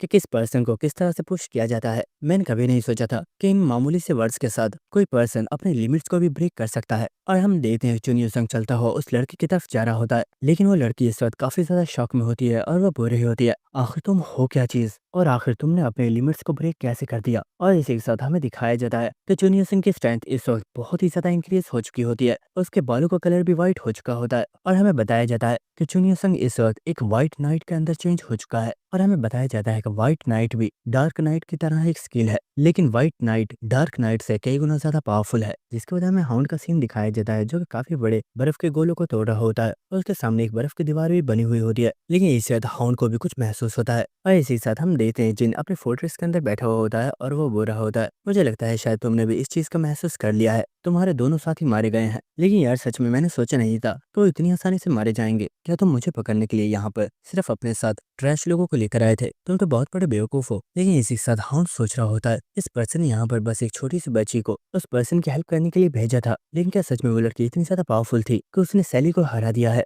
आखिर ऐसा कैसे पॉसिबल है? लेकिन इसी के साथ जिन उसे चिढ़ाते हुए बुरा होता है, सच बताऊं तो मैं यहाँ पर बहुत ज्यादा प्रिपरेशन करके आया था, क्योंकि मुझे पता था कि तुम लोग हमारे ऊपर अटैक कर सकते हो, लेकिन मैंने सोचा नहीं था कि तुम लोग इतने ज्यादा वीक होगे। क्या सच में नेटला थॉफ ने तुम्हें बस इतना ही ट्रेन किया है कि तुम हम जैसे लोअर फ्लोर के प्लेयर्स के हाथों से हार जाओ? लेकिन इसे हम दे दे कि हाउंड बहुत ही ज्यादा गुस्से में जिन के ऊपर अटैक करता है, लेकिन जिन ने इस अटैक को भी डॉज कर लिया होता है। जिसके बाद हाउंड अपने फेस के ऊपर से अपनी पट्टी को उतारा होता है और वो बुरा होता है, मुझे नहीं पता आखिर तुम इन स्टूपिड ट्रिक्स को यूज क्यों कर रहे हो, लेकिन सच बताऊं तो मैं अब इन चीजों से तंग आ चुका हूँ और मैं बस अब इस फाइट को खत्म करना चाहता हूँ। और हम देखते वो इस वक्त बहुत ही ज्यादा गुस्से में होता है और इसकी पट्टी के हटने की वजह से हम उसके फेस को देख पा रहे होते हैं जो कि काफी ज्यादा जला हुआ होता है, लेकिन इसी के साथ वो गुस्से में बुरा होता है। मैं तुमसे एक हॉनरेबल फाइट करना चाहता था, लेकिन तुम बिल्कुल भी एक हॉनरेबल पर्सन नहीं हो, इसलिए अब चाहे मुझे कुछ भी क्यों ना करना पड़े, लेकिन मैं तुम्हें किल करके रहूंगा। और इसी वो यहाँ पर अपने स्किल एक्सक्लूसिव डोमेन को एक्टिवेट करता है और वो अपनी स्वॉर्ड को बहुत ही जोर से जमीन पर मारता है, जिसकी वजह से यहाँ पर जमीन पर एक बहुत ही बड़ी डोमेन क्रिएट हो गई होती है, जिसकी वजह से जिन भी काफी ज्यादा हैरान होता है। लेकिन इसी वक्त इस डोमेन में से काफी ज्यादा चेंज ने जिन के पैर को पकड़ लिया होता है और इसी साथ सिस्टम की तरफ से जिन को बताया जा रहा होता है, आपके ओपोनेंट ने अपनी डिवाइन स्किल के साथ आपको कैप्चर कर लिया है और अब आप यहाँ पर उसके किसी भी अटैक को डॉच नहीं कर सकते। जिसके वजह हाउंड बोल रहा होता है, मेरी स्किल का हिट रेट 100% है, मतलब तुम कुछ भी करके मेरी स्किल के अटैक को डॉच नहीं कर सकते। और ऐसा नहीं है कि ये कोई अनफेयर है, यहाँ पर मैं भी बंधा हुआ हूँ और मैं भी यहाँ से नहीं भाग सकता। इसका मतलब है कि तुम भी अपनी पावरफुल स्किल को मेरे ऊपर कर सकते हो और जिस पर्सन की स्किल सबसे ज्यादा पावरफुल होगी वही यहाँ पर सर्वाइव कर पाएगा। और हम देखते हैं उसने यहाँ पर अपनी डिस्ट्रक्टिव डिवाइन एक्सक्लूसिव स्किल को एक्टिवेट कर दिया होता है और वो अपने स्वॉर्ड के अंदर एक बहुत ही पावरफुल एनर्जी को चार्ज कर रहा होता है। और इसी के साथ सिस्टम की तरफ से हाउंड को बताया जा रहा होता है, क्योंकि आपने यहाँ पर अपने डोमेन को क्रिएट किया हुआ है तो आपकी स्किल की पूरी पावर का असर इस पूरे डोमेन पर होगा और इस डोमेन के अंदर मौजूद सभी चीजों को डिस्ट्रॉय कर दिया जाएगा। लेकिन इस जिन चिल्लाकर बोल रहा होता है, बास्टर्ड क्या तुम पागल हो गए हो? क्या तुम यहाँ पर उस क्राउन को भी डिस्ट्रॉय करना चाहते हो? मुझे लगा था तुम यहाँ पर उस क्राउन के लिए आए हो, क्या तुम्हें वो क्राउन नहीं चाहिए? लेकिन इसी बाद हाउंड बोलता है, शायद तुम्हें इस बारे में पता नहीं है, लेकिन इस वर्ल्ड में कोई भी ऐसी चीज नहीं है जो इस क्राउन को डिस्ट्रॉय कर सके, इसलिए अब तुम्हें उस क्राउन को छोड़कर अपनी परवाह करनी चाहिए। और ये देखकर जिन भी बोल रहा होता है, शिट ये बास्टर्ड तो सच में पागल हो गया है। और इसके बाद उसने यहाँ पर अपनी स्किल एंशिएंट रून्स को एक्टिवेट कर दिया होता है और हमें दिखाया जाता है कि उसने यहाँ पर एक बहुत ही बड़े ज़ोडिएक नाइट को बना लिया होता है। और इसी के साथ जिन यहाँ पर अपने डैगर को समन करता है, लेकिन उसने अपने डैगर से उसके हैंडल को हटा दिया होता है। और इसी के साथ जिन बोल रहा होता है, मैं तुम्हें अभी मारना नहीं चाहता था क्योंकि मेरा मकसद अभी पूरा नहीं हुआ है, लेकिन अगर तुम यही चाहते हो तो मैं भी इसके लिए तैयार हूँ। और हम देते हैं जिन ने अपने उस डैगर को ज़ोडिएक नाइट के एरो के साथ फिट कर दिया होता है और वो ज़ोडिएक नाइट भी यहाँ पर अटैक करने के लिए रेडी होता है, जिसके बाद जिन उसे अटैक करने का ऑर्डर दे देता है। और हम देखते हैं कि ये अटैक बहुत ही तेजी के साथ हाउंड की तरफ जा रहा होता है और हाउंड ने भी यहाँ पर अपनी पूरी स्ट्रेंथ को एक्टिवेट कर दिया होता है और वह बोल रहा होता है, मैं सच में ये देखना चाहता हूँ क्या ये वाकई तुम्हारी सबसे पावरफुल स्किल है, लेकिन अगर ये तुम्हारी पावरफुल स्किल नहीं हुई तो तुम यहाँ पर बहुत ही ज्यादा रिग्रेट करने वाले हो। और हम देखते हैं कि इन दोनों ने ही अपने पावरफुल अटैक्स को एक दूसरे के साथ टकराया होता है और हमें दिखाया जाता है कि जिनकी स्किल की पावर काफी ज्यादा होती है, जिसे रोकने में हाउंड को काफी ज्यादा प्रॉब्लम हो रही होती है। और इसी सिस्टम की तरफ से जिनको बताया जा रहा होता है, आपके डैगर की स्पेशल एबिलिटी को एक्टिवेट किया जा रहा है। और इसी के साथ हम देखते हैं कि यहाँ पर वो जो डैगर होता है वो ब्रेक होना स्टार्ट हो चुका होता है और हमें दिखाया जाता है कि जिन का वो डैगर यहाँ पर एक बहुत ही बड़ी लाइन की स्पिरिट फॉर्म ले लेता है और इसी साथ सिस्टम की तरफ से जिन को बताया जाता है कि इस डैगर के डिस्ट्रॉय होने की वजह से उसकी डैमेज की स्ट्रेंथ 100 गुना ज्यादा बढ़ गई है। और हमें दिखाया जाता है कि इस पावर के हाउंड के साथ टकराने की वजह से हाउंड यहाँ पर बहुत जोर से चिल्ला रहा होता है। लेकिन इसी साथ हमें जिन को दिखाया जाता है जो कि सोच रहा होता है मेरा वो डैगर काफी ज्यादा पावरफुल था, लेकिन इस स्किल को कॉपी करने के लिए मुझे उस डैगर को सेक्रीफाइस करना पड़ा क्योंकि ये स्किल काफी ज्यादा पावरफुल है और ये आगे मेरी बहुत ज्यादा हेल्प कर सकती है। लेकिन इस वक्त जिन काफी ज्यादा हैरान हो चुका होता है और हमें दिखाया जाता है सिस्टम की तरफ से जिन को बताया जाता है कि आपकी कॉपी कंडीशन अभी भी कंप्लीट नहीं हुई है। और इस चीज की वजह से जिन काफी ज्यादा हैरान होता है और हमें दिखाया जाता है कि हाउंड अभी भी सही सलामत खड़ा होता है और उसने इस अटैक को इंड्योर कर लिया होता है। और इसी तरह हाउंड बोलता है तुम्हारी ये स्किल सच में बहुत ही ज्यादा पावरफुल थी, लेकिन ये इतनी पावरफुल नहीं है कि ये मुझे मार सके। और इस चीज ने सच में मुझे बहुत ज्यादा डिसअपॉइंट किया है क्योंकि तुम भी उन वीक ओपोनेंट की तरह ही हो जिन्हें मैं पहले मार चुका हूँ। और हम देखते हैं जिन भी इस वक्त काफी ज्यादा शॉक में होता है क्योंकि उसे समझ नहीं आ रही होती कि इतने पावरफुल अटैक के बाद भी ये पर्सन सर्वाइव कैसे कर पाया है। लेकिन इस वक्त हाउंड गुस्से में चिल्लाता हुआ बोलता है बास्टर्ड अब मर जाओ। और वो यहाँ पर अपनी डिवाइन एक्सक्लूसिव स्किल के साथ जिनके ऊपर एक बहुत ही पावरफुल अटैक करता है और हम देखते हैं कि यहाँ पर बहुत ही ज्यादा स्वॉर्ड्स निकलकर इस पूरी डोमेन के ऊपर अटैक करना स्टार्ट कर देती हैं। और इसी के साथ जिन चिल्लाते हुए बोल रहा होता है बास्टर्ड आखिर ये किस तरह की स्किल है, अपने डैगर को भी सेक्रीफाइस करने के बाद भी मैं इसे कॉपी क्यों नहीं कर पा रहा। और इसी वजह जिन यहाँ पर अपनी मैजिक फॉर्मेशन के साथ शील्ड्स क्रिएट कर रहा होता है। उसने यहाँ पर बहुत ही ज्यादा मैजिक बैरियर्स क्रिएट कर लिए होते हैं, लेकिन इस वजह जिन काफी ज्यादा हैरान हो चुका होता है। और इसी वजह हमें एलाइस का सीन दिखाया जाता है जो कि अचानक से काफी ज्यादा हैरान हो गई होती है और वो सोच रही होती है आखिर ये क्या था, आखिर अचानक से जिन का माना इतना ज्यादा वीक क्यों हो गया है। जिसके बाद नेक्स्ट हमें अर्थ का सीन दिखाया जाता है जहाँ पर जिनके घर के दरवाजे को किसी पर्सन ने तोड़ दिया होता है और हमें दिखाया जाता है कि ये पर्सन कोई और नहीं बल्कि डार्क एम्पर होता है जो कि बोल रहा होता है जिन मेरे प्यारे डिसाइपल तुम्हारा मास्टर यहाँ पर आ गया है, क्या तुम मुझे ग्रीट नहीं करोगे। लेकिन इसी वक्त कुछ लोग बहुत तेजी से डार्क एम्पर के ऊपर अटैक करने के लिए आ रहे होते हैं और वो बोल रहे होते हैं बास्टर्ड आखिर तुम हो कौन और तुम्हारी हिम्मत कैसे हुई हमारे घर के अंदर आने की। लेकिन इस वक्त कैजी और कैस दोनों ही काफी ज्यादा हैरान हो गए होते हैं और कैस बोल रहा होता है कैसी ये बुढ़ा जाना पहचाना क्यों लग रहा है। तो कैसी बोल रही होती है मुझे भी ऐसा लगता है शायद मैंने भी इसे कहीं देखा है। अरे हाँ याद आया ये बुढ़ा तो ब्रदर जिन का मास्टर है। जिसके बाद वो दोनों ही साइड पर खड़े हो गए होते हैं और